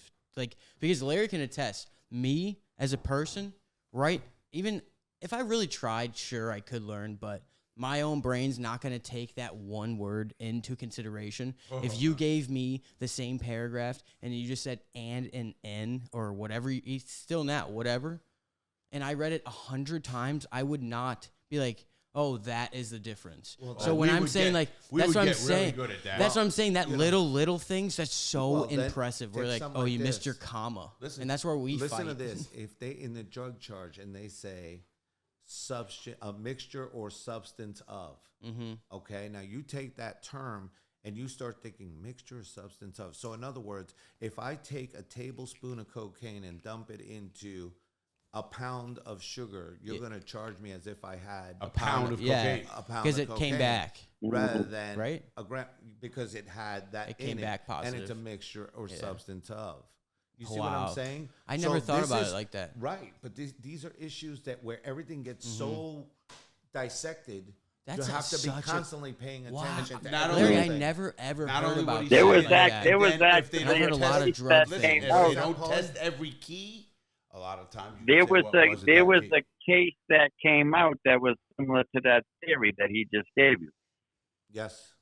And the guy won it because the judge said it was a reverse thing or some kind of thing, and it was 2% cocaine in sugar, literally.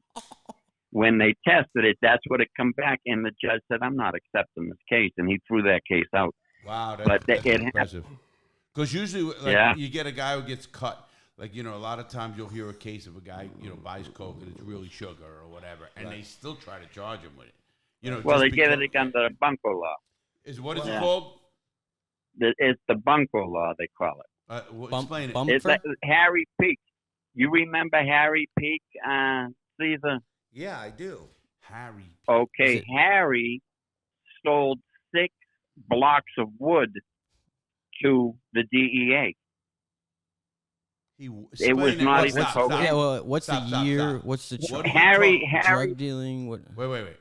Harry, what's his charge? Harry, possession with intent to distribute cocaine. Cocaine, but it's wood. Okay.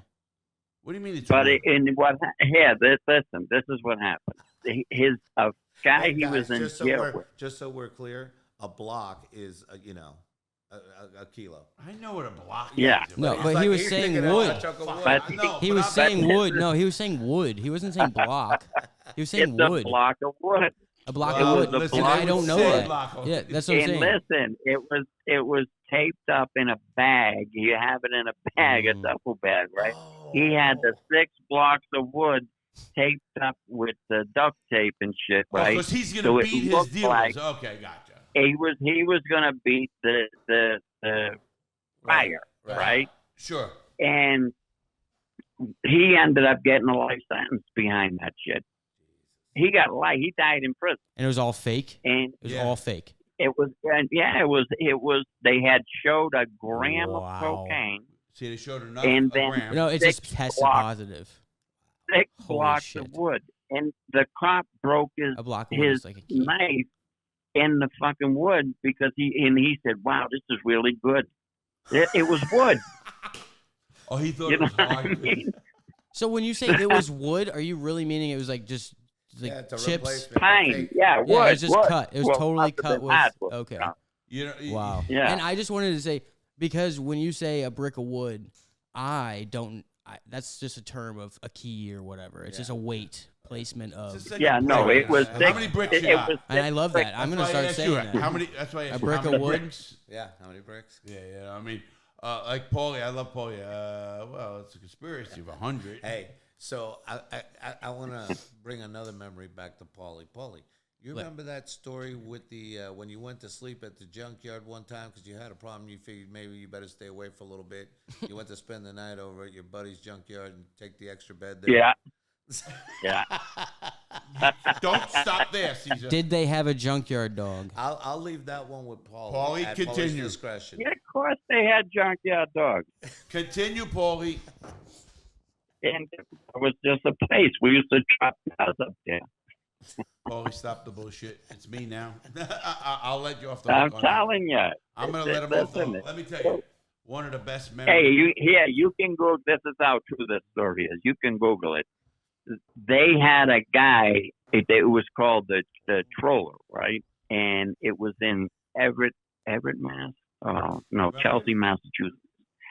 And this fucking nut, he was a Puerto Rican kid, worked the crane, dumping the cars into the thing that chops them all into shreds and then pushes it up onto the boat, right? We just watched that video. And this guy got out of the fucking crane and jumped in that fucking machine. What? And he committed suicide. He jumped in there. But that's where we used to bring the cars. Paulie, We do used you to, think I believe listen. that for a fucking second? I did. I say, No, hey, baby. somebody I say, put him in go that ahead, fucking go. damn fucking No. chopper. Oh, no, Who the no. fuck No, are no, you guys Larry. kidding? No, Larry. What the You fuck gotta business go- did you I gotta go Hey, on? Google Mr. it. Lawyer. Hey, Mr. Lawyer. They did not Listen. do that. Yes, Mr. they did. Lawyer, they did not. There's no evidence. They did not do that. See what he's doing to me? I'm a That is slap not this kid. right. And Hey, that's an Caesar, opinion. Caesar, I gotta And stop you this. you should not just say your opinions that loud, because they weren't charged. That's just all alleged. See what he does It's to me? all fake. So no, you don't believe it. That's right. Oh my You know, God. if Casey Anthony didn't wrap her up in a plastic bag and duct tape, She's not they guilty. didn't push him into a chalk marsher. It didn't even go that far. So if she's, Wow. if she's not guilty, Paulie. I thought that she was innocent. Hey, Paulie, Hey, and when then you now- get here, Didn't the you jury? have to Didn't the slap this jury kid. find that girl? Hey, listen. Didn't that jury find that girl not guilty? and Absolutely. that's all I'm trying to say is now we have to say that mulch incident was just an accident. It was. Okay. No, it wasn't no mountain accident. He did it on purpose because his wife left him.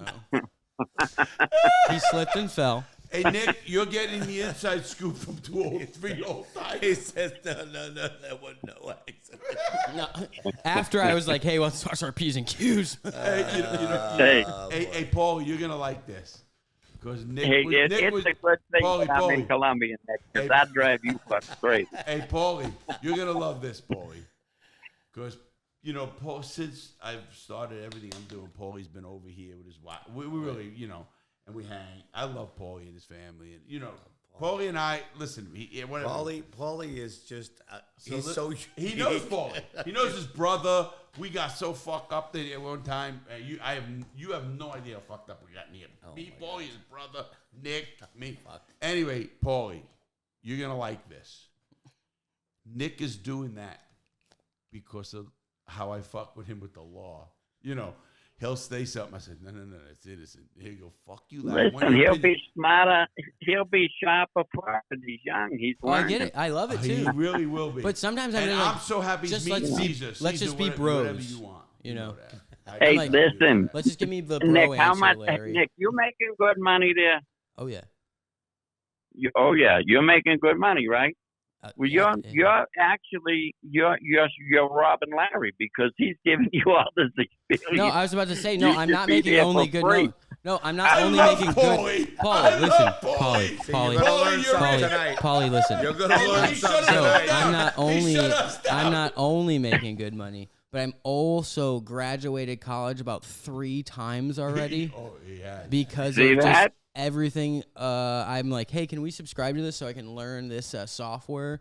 So yeah, I've graduated about 3 times. I don't with even want to tell you how much I master's spend degrees. on subscriptions. Yeah, and I'm getting paid That's well, good. and I get paid to travel, and free food, and some other things. And so you're doing really good. Thanks, you're very Larry. good. Appreciate it. Paulie, thank you, Nick. You But should be Paulie, paying him. seriously, you met the What? kid. He's a hardworking kid. He loves what he does, and that is the key. Look where he is right now. Fantastic. He's not with his girl. He's hanging. No, you're right where you should be. You know what? Thank you, Exactly. Caesar. You're right where you should all be. Trying to 3 learn. old gangsters here, and I'll call us all what we are. 3 gangsters here. You know, we've been through a lot. We look at the young people. You're gaining so much. I love the fact that the kid's so smart. He knows shit that you know what I mean. Well, even The whole idea is comparatively, that they don't do what we did. comparatively from I'm last so year, happy. Yeah. I could leave and go make like an entire prison documentary You could and drop it. Thank you. You know, You and better like, have some authenticity. You better call Caesar. Well, no, I What could the call. I could call all the contacts you introduced me to. You know, yeah. so and they could take me to structure. long as you leave- all I'm just saying long as you is leave that wasn't more a to eat, threat. you can do whatever Yeah, you want. That wasn't a threat. I'm just saying is Look, he's it's just threatening very. me. Does he No, I'm realize saying what it happens wasn't then? a threat. I'm saying thank Is you. he? Hey, You know what happens is when he he does learning that? how to? Paulie, He's what would been happen trying to to him if he did extort that, Paulie? Oh, that's in the contract. Well, it was just an Paulie, NDA. they'll never see this kid again. Well, he has. He Paulie, signed that non-disclosure agreement. I So said he's it. I okay. already did the And NDA, non-compete. so I couldn't. Paulie, you know who I'm still very close with too? Lenny. Oh, Remember Lenny? My workout partner and my roommate. the blonde-headed kid, Yes. the blonde-haired big kid, the way weightlifting. Yes. Yes. Really? Yeah, we're still good friends. I still stay in touch with Martin. Remember Martin? We have to have a show with all of us. Yeah. Martin's down there. He's Yeah. home now.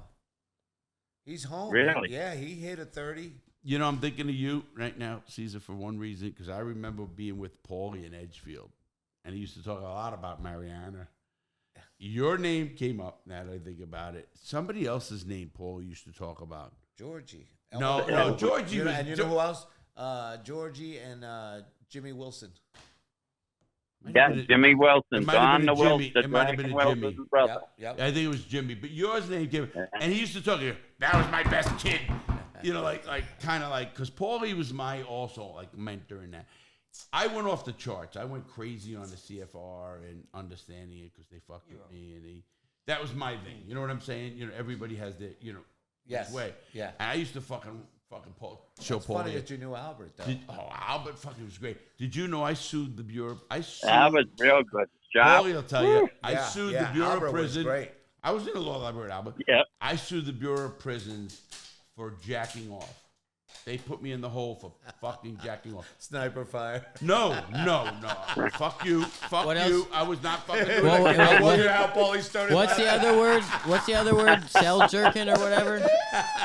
The fucking gunslinger. I was not a gunslinger. I was not a fucking monkey jumper. I was none of Monkey that jumper. shit. That's the word. What are all the words?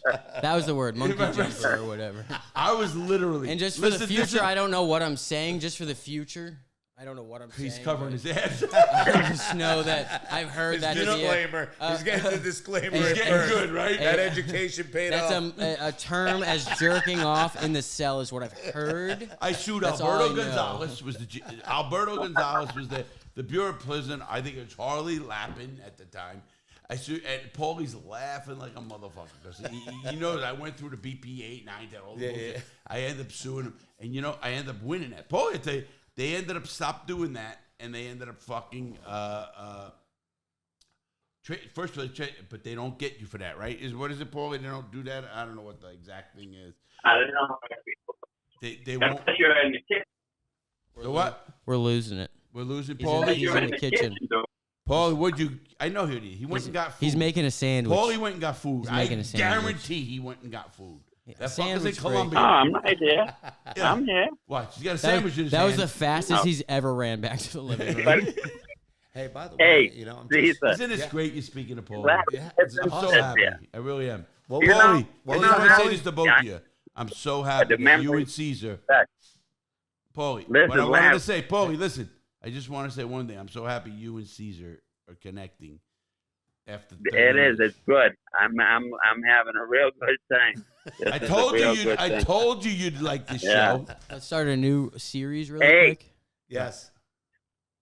Listen, remember we did crazy shit, Larry. Like you was wondering, or the youngster was wondering how I did the thing with Raleigh James, right? We wrote a whole fucking brief to the defense counsel for President Clinton, and he wrote back and thanked us for the fucking thing. I mean, if you don't step out there, you ain't gonna get nothing done. That's the point. That's right. Very, very true. That's right. We were trying to spin an issue on informants being paid, for their testimony, and it was unconstitutional under, I think, 18 U.S.C. 201C, right? And we wrote the whole fucking brief and sent it to Clinton's lawyer, and he wrote us back. That's how crazy we were. But we were really in the law because we took something that was happening in the news right at that moment and tried to capitalize on it. Paulie, I always listen. When we did, I got into Cesar. I got into really fighting the prison system. I mean, they killed James Arch. I remember when you remember that, Paulie? That was so sad. And they ended up putting me in a hole for a year. There was like 3 people that died that year. Yeah, it was. I remember the guy in B House is us. It was Arch, somebody else. It's every house, C House, A, B, E, B, C. And I ended up writing an article in a mega magazine, and they hated me, boy, did they go after me. And they did. And, Paulie will know, I didn't quit. I didn't give a fuck. I was just, that's the way I was, It's funny. When I came back, I wanted to do something on my own that was something different, that was a little bit more, something that I enjoyed, you know what I mean? And that was, getting in there and pounding it out with gloves and, and all that. And then I ended up coaching and teaching, and I went, trained with some of the guys up in Iowa with Pat Miletich and that whole crowd up there, and made some great friends there. Had the gym going here. Then later we had our, I branched off independently, and I ended up, our program was with Wagner Hocha down in Fort Lauderdale for jiu-jitsu. But the striking came from Congo Do, which is, if you ever seen Rambo 3, the stick fight with Rambo and the guy in Thailand. I remember whatever. 1 and 2. The guy he's fighting, that was my old coach, and he's the one who taught me when I was much younger. So, anyways, I wanted to just kind of give something back on my own. I love that. Can I ask you a question? You don't Do you get remember in the Mark gym Lopez? business to get rich. Do you remember Mark Lopez? Yes, I do. Mark's connected with me right now. Really? They're doing a whole bunch of shit. He was with Randy Lee, all that. That's when they had the murder at the gym. Yes. Yeah. It's a movie now. It's actually wow. So they're all connected to me. Damn, I gotta catch up on some of this. We gotta stuff. catch up together. I gotta catch up. So what on happened? the other So show, let me too. tell you what Jesus, happened, I Cesar. didn't You're gonna like it. So I'm gonna be in season 3 of a movie called a thing called Gravesend. It was a mob. It's a mob show on Prime, Amazon Prime. Okay. And it's a friend of mine who's done the show. So they did 2 seasons. He wanted me in season 2, and I was so busy I couldn't do it. So I said I'd be in season 3. Right. And it's this is where I grew up in Brooklyn, typical Brooklyn shit. You know what I mean? it's not what I want because I was offered a few series and movies for my book, and I don't want those. You know, I want certain things that I guess do it right. Right. And to me, right is having guys like us who have been on there, been there to do it. You know, I don't mean do it, consult in a way that you know I don't like to do things half-assed. As you can see, my cigars are high end. Everything I do in this whole company, and Paul will tell you, he's been here many times. It's got to be high end. I don't want to do it. Fuck it. You know what I'm getting? I'm at that point. Fuck it. Right. Well, listen, all of us, thank God, right, on the real side, that the influence we've had on each other has been a positive influence because it certainly could have been a negative influence. Yeah. You know what I'm saying? You're 100% correct. And it's funny because it's the people that you meet throughout your journey in life that develop the person you are today. That's 100% correct. Paul, you know what I mean? Hitting a button to me. Yeah. I don't meet many people, you know that, like even to Cesar, and it's just words I could say, and I know, and it's names and it's recommendations, and it's we got together for some other different reason. I'm not going to get into it on the air today. Obviously, we connected through a friend, but then we always got busy. But this something he really did it. That was a very good thing. Obviously, because it's solid, because you're looking out for an ex-con. Yeah. And I love that. And you know that. And I'll leave it at that. And we'll tell you know. Yeah. But I'll tell you off the airport. I can't hear. It's me. Sorry. Okay. I just couldn't hear any. And anyway, so obviously, Paul, you know, you have connected a lot of people. I'll tell you that in ways that all of us convicts, and you know who I mean. It could be from Dom. It could be from the Bird. It could be me, you. Whoever we meet, because if you say Caesar's good, what you did, I remember when I called you, I said, you know, I met a guy who says he knows you, and I said, Caesar, you go, fucking Caesar, you know, that's what he said, he fucking left, and right away he said, great guy. Yeah. Now his word, as you know, his word to me, to you, to whoever, absolutely means everything. Yeah, when I heard when my friend Dave told me, he told me to ask you if you know, hold on, what's the hell's the name? I wrote it down. Tallini. I started laughing. He goes, you know, I said, I absolutely do know him. I go, that motherfucker. I said, I know he came home. I knew that. I knew he was out. And you know who picked him up? You know who picked him up?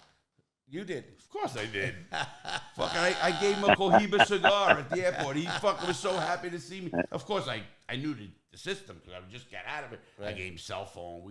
I hooked him up. And obviously, you know, Paulie, it took him to lunches and then, you know, with friends and shit and connectors and anything Paulie wants. And I told you his wife come over and I love her, his wife and his kid. He knows that Nick wants his daughter, but I got to work really slow on that because he don't want to go. Look, the thing is that there's Larry, when you get off the phone, you can get on your pictures. I sent them to him. You said, Larry, you're going to get your little show Caesar what Winnie. You know, the last picture he sent is his beautiful daughter, and then he's going to have one with a bullet fucking in somebody's head. They're going to be like lined out in Sharpie with the eyes. And you know what he said to me in the text? Show that to Nick. You know, it was so. You know what? I'm happy, and we're gonna end here in a minute.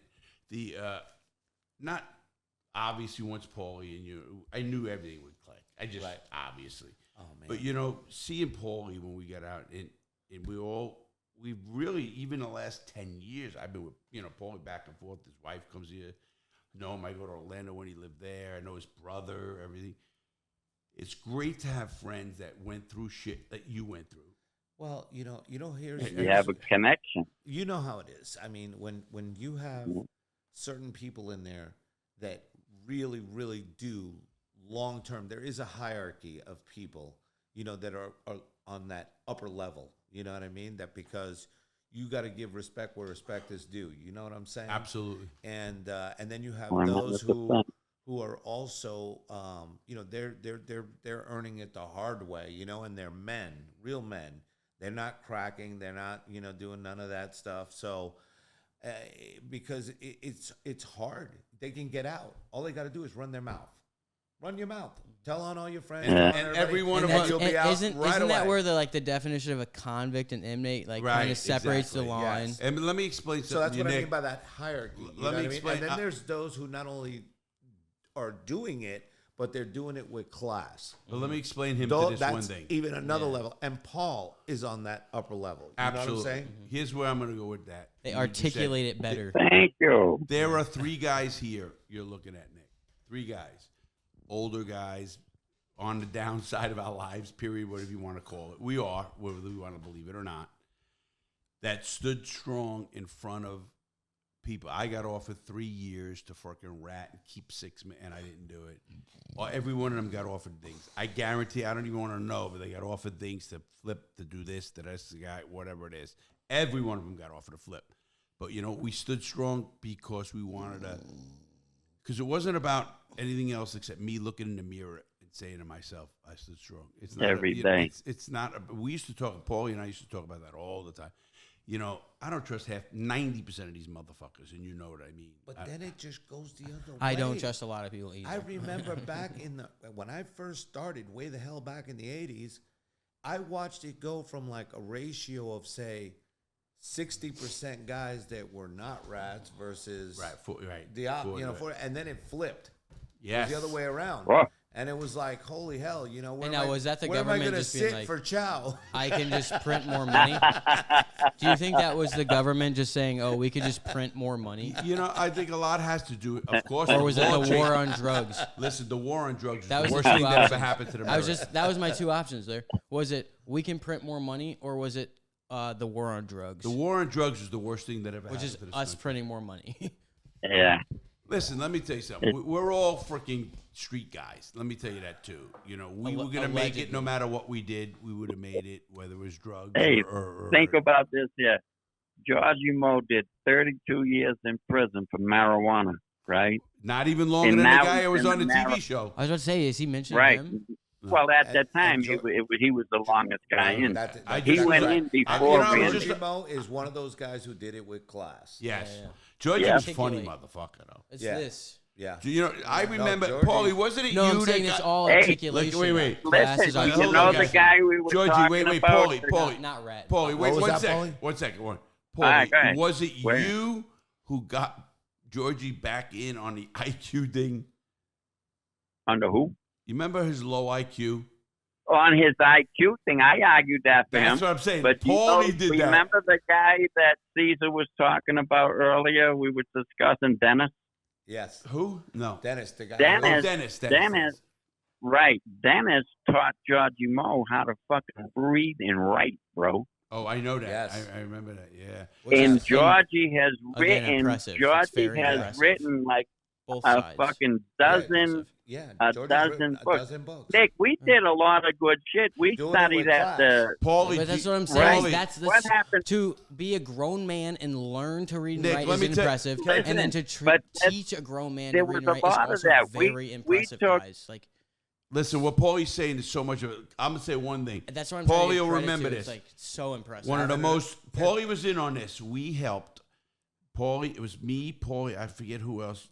I think it was Billy or somebody else. We taught this black guy. He had life sentence to read, and he ended up getting his GED. That is so And impressive. listen to this. read and write. You remember that, Paulie? it is And so at the impressive. Yeah. graduation for his GED, he was crying and Good. said, "This is the best thing that ever happened." Can you Dude, I imagine remember being when in he the fucking- hole without No. reading? No, I When can't. no. I remember when No. that guy the first time he read a letter from his grandkid, right? I remember him doing that, and I learned how to do that with Cesar and Albert Gesser because they offered. Albert was a good guy. I have a Great reading guy. disability, Yeah. and Yeah. yes, it is very impressive that you guys are teaching grown men how to read and write. What you just said Guys, is great, but listen it's- to this, Nick. Just but no, listen. Do you get it? I get don't it. think I But think listen, you get I it know on what you're this saying. level and But not listen that to me. level. Listen to It's me. so impressive. How is this magic? Could you imagine? And I know I was in the hole for 3 years. Could you imagine being in prison No. and not reading? No. You know what I mean. Never. Yeah, exactly. I mean, come on. You know that you've seen it 100 times. You've seen it. I really got to give it up to Georgie. Like I said, Georgie's another one who did it with class. Yeah, and deserves every bit of respect that man deserves. You know what I mean? And that class thing also goes with like patience too. Like even like you lose your patience and you start to lose class too. Fast. Georgie, I seen Georgie get mad a time or two when he. What do you mean? I seen him get mad too, and he freaking hit that other old guy. I but forget that's all who I was that just saying is you got to have a lot of patience. You think in that class. Paulie freaking broke that up and got screwed over? I know. Yeah. No, he. You know, it was funny. I now that I think about it, he got mad because he went to go. You remember how they had the copy machine? You got to put your commissary card in, so you can make a copy and it discounts. It's like your takes credit off card takes off your credit. It takes it off your commissary, money. Mm-hmm. So he laid his card up there and turned to and somebody swiped it. But remember, you could only move from one place to the other every hour on the hour. So whoever took it is in there. Still in the room. And so Georgie is losing his mind. And you can imagine what came out of that man's mouth. I can imagine. And I'm inside, in the library itself. And he's out there, you know what I mean, where everybody else is. And he's yelling. And oh, my God. I was in there trying not to laugh. And I said, if he catches we had some guy, real good people. Do you remember the Colombian guy that used to paint the fat people? Yeah. Yes, that guy. What do you mean paint fat That people? was Lucho Guerrero. Larry. And he is a famous... Disconnected. You're disconnected. Paul, did we... Oh, what happened? Keep going, though. Fucking Paul. Or no, you get him back actually, on? let's I'm stop. gonna use- Actually, yeah, go to the bathroom. We'll cut it out. I'm going to just go check on Morty. Okay, that's all. Just take a quick... You want to just leave it flat? We're flat. Go pee. I gotta pee. I'll pee out here. I was going to say, I'm going to pee and check on Morty. Paul Tallini.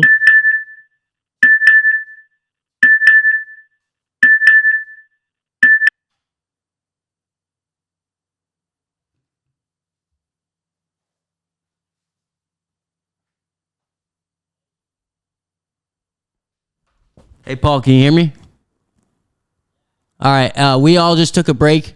We're going to come back in literally 60 seconds, all right? I got to go take a piss. All right. All right, just stay on the phone or call right back. Oh,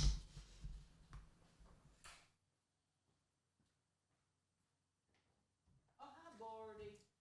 Come on in, bubbly boy. You go up on the couch, huh? Come on, up.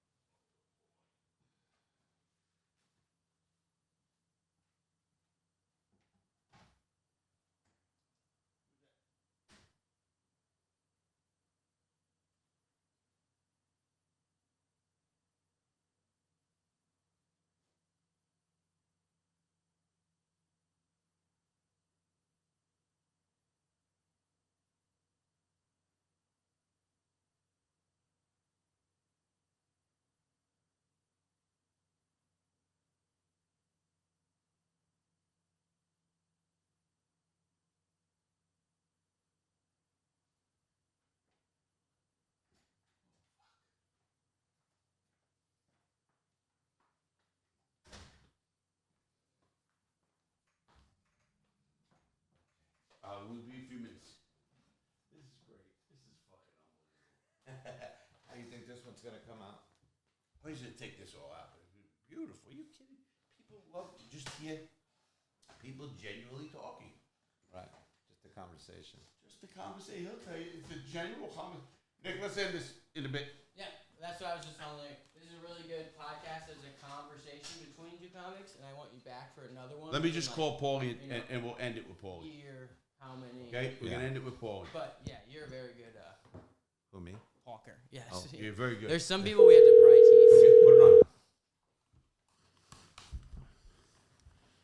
Oh, Paulie, sorry, I don't know what happened, Paulie. So I'm not sure what happened. So well, it's the technician's fault. You know that, right? God listen, damn it. It's always the technician's fault. It's always fucking Nick's fault. Are you fucking kidding me? Mama. It's not gonna be my fault. I'm Mama. done with that. Hey, you want it, Cesar? Yes, You sir. remember the guy, right, that I'm talking about? Yes, that's Lucho. No, Butero. Yeah, Lucho Guerrero. So No, what did he do? Oh, you're talking about Botero. Botero, the real guy who painted him. That's Botero, yes. Right. He just died. No. Who died? Yeah, Wow. he just died.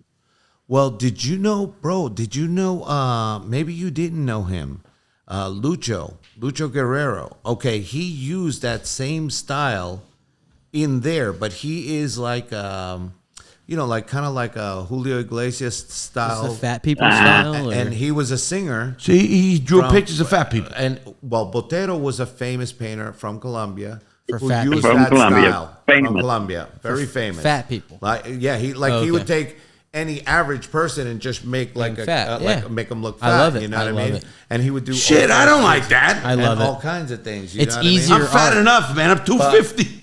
It's easier art to scribble Shit. wrinkles into Listen, people. they just make him look like you. That's all. They just start Oh using. fuck! Wow. That way, This is a rough show. I lost control of the show. They leave you. They leave you as you are, and they blow up And they everybody blow else. everybody up. Okay, I'll Well, say now- a match. At least you have an excuse now. Hey, just say that's just the style we were portraying. Now that someone, if they come at you, just Paul, you see what I got to deal with now, Paulie? Yeah, he's I can't like let him off nerd. the hook. Paulie, look what I got to deal with, Paulie. Listen, just keep educating him. He'll be all right. Hey, Paulie. I can't. But Well, listen, you know what we do? Paulie and I this actually guy- do a show every this- couple weeks. So. True story. He is another story. Lucho Guerrero. He got arrested on a case, and they gave him a life sentence. And he was In feds? in the feds, and he was before the ADX was open, but they had him at Marion, and he was there with everybody up there. And then later, they let him go down a couple. Why was he in ADX? He wasn't in ADX. The ADX didn't exist. Why was he even in Marion? He was in Marion. I said, but why? We all know guys. Willie, listen, Georgie Moe, Willie, and them, they all did ADX during pre-trial, bro. Yep, that's right. And then they went there after. Whoa. Georgie Moe? For your information, just Georgie so you know, Moe this is maximum Georgie security. Moe was in fucking Marion. He did a lot, about 6 years in Marion, 7 years. Wow. Yeah. Marion was the ADX before an ADX. They had a lot of different prisons. I keep thinking. Matter of fact, why it's funny. in my brain I just keep hearing Marion Trenches. Is this No, just me the making something Mariana up? Trenches. Mariana Trenches. Yeah, There's that's two different. different ones. Mariana Okay. and Marion. Marion, Illinois. No. He's not even talking prisons. Yeah. He's talking No, something I was just saying, am I making something up, or am I No, just you're referring all right. to something else You're all that's right. facts? You're all right. So Mariana Trenches is something really the totally deepest different. part of the world's oceans. Oh, obviously. okay, I know that now. And then Okay. obviously what he's I just talking heard about is trenches. prisons. It seemed like streets and gangs. And No. What we're talking about, Nick, when us three were in prison, not the ocean. I used to be able to name every single penitentiary because it was Lompoc, Terre Haute, it was Leavenworth, it was Atlanta. I remember then Lewisburg, and then Allenwood and Coleman Well, this came because you online. served a lot of time. All these guys. Beaumont, they all came online Right? after we Or were no? in. What? It's because you were there. I was in penitentiary. Yeah, it's easier to remember. No, what I'm getting at is now there's so many more penitentiaries. Yeah. Oh no, there's. I was watching a Superplexes. video. There's like and actually, more than Paulie, 1,000%. you remember. And they're murder fields. Don't let anybody kid you. You don't want to go to a federal maximum security place. He'll tell you, am I right? This is one of interest. Listen to this, and Paulie can attest to this because Paulie was there. Paulie, you remember when we were at Mariana, and it's a superplex. So you have a men's medium, a men's minimum, and a women's maximum. Now That's where Kelly's wife was. right. So now when you see how close they are in proximity, they're not close at all. But Is it there's like one Tallahassee? area- huh? No. remember Tallahassee? Yes, of course. They So it's changed different than Tallahassee. that later turned into a women's prison. Yeah, that's what I remember. Yeah. But anyways, now there's one place where the two, like borders of the prisons come close. He's already Why are you laughing? I gotta I'm hear gonna this. tell you why. So anyways, it used to be hilarious because it's where the soccer field is would be close to the women's, right? So you'd see all the guys over there. All of a sudden, everybody's huge soccer fans because that's where they could reach and talk to the girls and scream about 50 yards away and talk to her. And they talk through hand signals and they say, "I love you." And they rock them like this, like, "I love you," you know? And everybody comes up with their hand signals and you just sit there and laugh watching this whole scene play out. But that was of true. all the they people, you know who was there? From Narcos, Griselda. The judge Griselda. Griselda was there. And her sons were with us. Yeah. She was with, I think we have that in the making. We have in the making right now. How do I do this, Nick? Did I fuck something up? There you go. Oh, you're right. Put it back on your head and twist it. Just like this way. Other way. Completely other way. There you go. All right. We have coming. And we're back. As a matter of fact, a friend of mine, Mark and those guys, a little bit. They're in not only contact. Giselda's son is going to come on my show. Yes, well, he was there. He has a series out now. He has a series out now. Huh? Yes. You know, he has a series out on Netflix. Yes. Yeah. He's coming on my show. He wants more. He changed his name, didn't he? He wants more money. You know, you know who do you remember Mosca? Mosca, yeah. He's down there in Cali. I seen him there. I try to hit him up. I seen him, but I haven't heard from him yet. I hit him up on. He's a Colombian guy that was there with us. Good people, man. That guy was good guy. Yeah, real solid guy, man.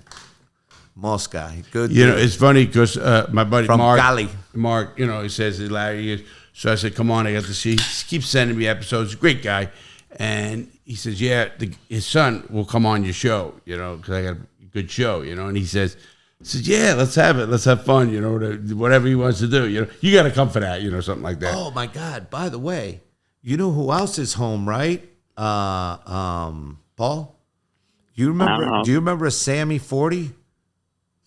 Yeah, he's home too. I know. Did you work on that one? Who is he? I taught him the fucking law. I taught him. Tallini's the teacher. You're gonna end up in a bathtub, buddy. You better slow down, bro. Wait till you hear this guy. Go ahead, Paul. Yeah. Tell him what his sense was. He's a real good kid. He was a teacher. Yeah, tell him what his sentence was. About life. How many? Life. How many? He had a few. Yeah, he had a few. What for? 27 life sentences. Don't tell me it's not 27 life sentences. Some crazy like that. Yeah, it was crazy. And it had to be for murder. A lot of life sentences. Huh? Was it murders? No. Now I'm getting mad. This was. You're telling me a guy got 27 life sentences for no murders. It was for weed. Yeah. It was one of those. Weed. It was one of those cases where they really wanted his brother and his clique. And, they said, we'll get this kid who's a good kid, and he's got nothing to do with it, and he's going to squeal like a pig, and we're going to get him. And he 10 toes down. Nothing. You got nothing. I love this kid. Nothing. I love this kid. And he took another one who did it with class. He was in there for almost 26 years. I love this kid. Yeah, he was in there for a while. He was in there for like 26 years. And you know what? Yeah. He works with the church now. Him and his wife, they travel all over the world. They're huge with the church. And they've become big in their own right. Yeah, you know, he was down in Colombia for a while because he saw Martin down there in Medellin. And you remember Martin. And then I heard from there, the church sent him to some place up in Virginia, and he's got like the church provides him with like this huge mansion or something. Wait. Let me stop you. I have no idea what you know he what did. that sounded like? They sent him to Medellin and back to Virginia. You know what that sounds like to me, brother? Yeah, hey, I'm also a Christian. Yeah. But all he's taking is his luggage. Yeah, okay, and a nice plane loaded. Hey, he was serious. He's a real good kid, and he was a teacher. Really he taught a lot of people. He taught a lot of people how to fucking you know, guys. I'm gonna tease it. And you never saw him in any nonsense. He's just a real straight up nice guy, a gentleman. You know what I've learned? And if he's really there for that reason, and he wasn't involved. He's standing down. You know what I love. Anyone else too? We have to end because this is am I right? Correct? What we it's are up to you. I'm just here playing with buttons. I play with buttons. We were going to have you back, obviously, Cesar with Tallini. I still don't know why you were in. Hey, Paulie, this really reminds me of why I do this. I've had the best conversations with Randy Lanier. You know, guys who I know. We've been to the joint. We've been to Penn's. We understand. You know, I often tell people, I laugh at them. They go, "Oh, I'd rather be in the feds than the state." No, you don't. Especially if it's the feds penitentiaries. They will fuck. You know, Willie Scott. That alone did it.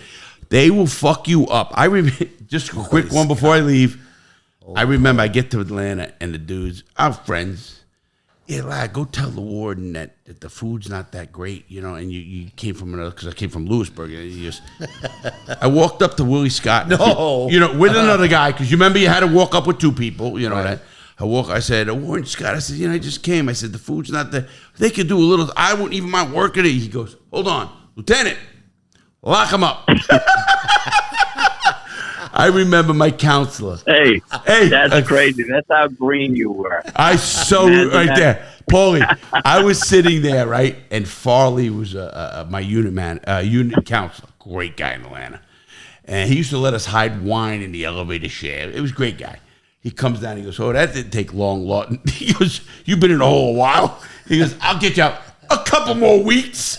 I said, what did I do? He goes, nothing, but the warden tell you to go in, I can't get you out. Just because you were thinking it. They were fucking, you remember Carteret? There were some people there, they were fucking people up so bad. They got so much trouble in Atlanta. But we're going to get into a lot more. Yes. Cesar, I'm sitting here Paulie, and I'm thinking, this I want you forever. Say goodbye to Paulie for now, and then he'll say goodbye to you. Paulie, I love you.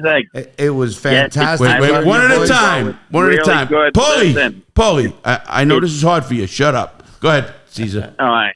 No, I was just going to say, Paulie, I love you.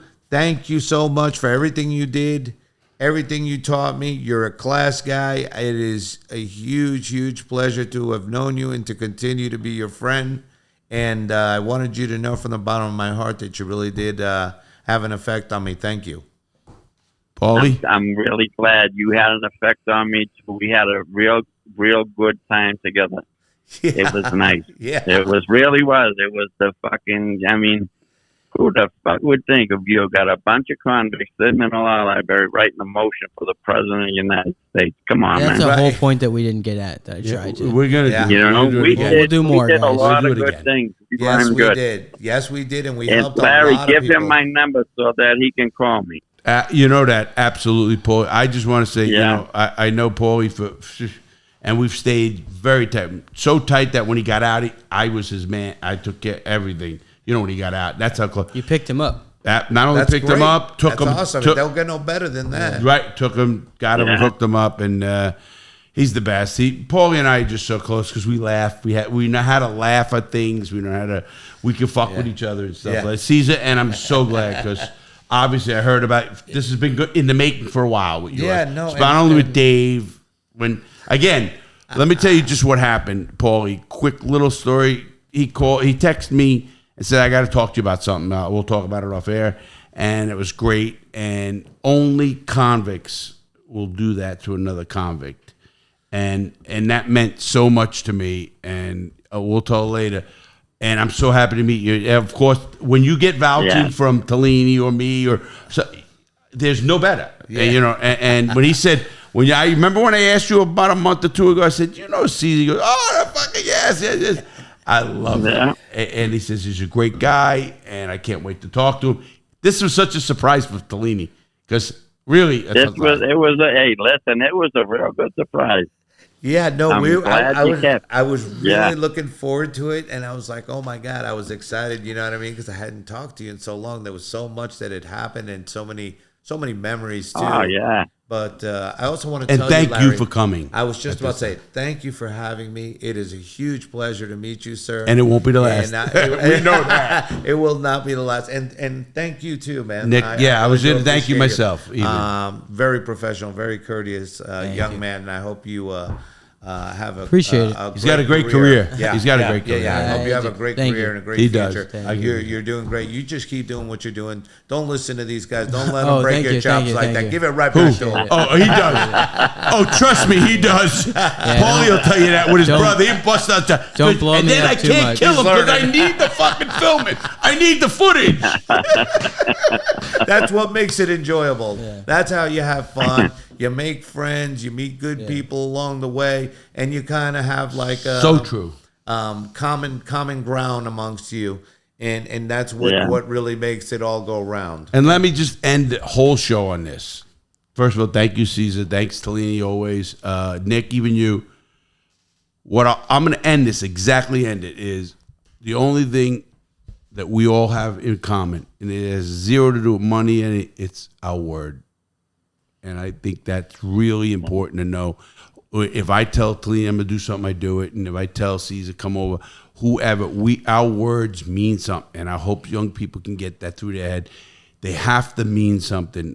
And it has zero to do with contracts. This is, if I tell Cesar I'll be there, I'll be there. Obviously, you know, it was a car accident. What I'm getting at is our words mean something. And every one of us here went to prison on our words. Just think of that. I got offered 3 years, keep $6 million, and I didn't do it. And I guarantee you that Cesar and Tallini offered a lot of money or time off instead of doing 30 and all these years. We all did. So that's important to know. I think it's important. With that said, everybody, please like, subscribe, pass it on, and listen, stay safe. And anything to say, Cesar? Yeah, I just want to say that it's also, good for other people, because this happened to us, over the originally when everything started a long time ago for us. Yeah. And very long time. And then here we are today, and I think it's good for some of the young guys out there that are, doing what they're doing and then come home, you know what I mean, and think that they can't do nothing. That's not true. You know what I mean? Very good. I got out at 48 and nothing. Yeah, right? For you guys out there that are listening, that are tuning in, and you think that you can't do something great for yourself, don't believe that. That's pure BS. You pick your ass up and you get to it. Stop crying. You know what I mean? That's what I tell people. Yeah. No, I mean it. Listen, I was abused. I had a lot of, my whole life, and I totally believe it. I got out of 46, penniless, everything else. You build. We work. Our words mean something. And you know what? You connect with the people you're supposed to. Yeah. Nick, you want to end it? The only thing I wanted to say, shoot back to about an hour ago, which you kind of brought back up, was the biggest thing I took out of this whole podcast is you articulated, or you made it more than I've heard before, is that you were sitting in a law library with 10 other people that had the exact mindset as you. And then when someone got that stack of papers, we didn't get further than that. What I understood is someone would get a stack of papers and learn the answer no, and then relay it easier to everyone else instead of waiting that 6 weeks. And that's kind of where you love Mr. Beast, where he came up with his friends and understanding the word no and then relaying it faster than learning it as a group of people. I get what you're saying, but my thing, and I'm ending that because we have to end, is the only thing with these guys. What he really is for saying is we all were there to help each other. That's kind of what I said. Period. Yeah. And that's it. With that said, everybody, so we are now working, and we will talk to everybody soon. Have a great day. We will see you Friday. Have a great day. But it's definitely something you should hear. This is The Real Deal with Larry Lawton.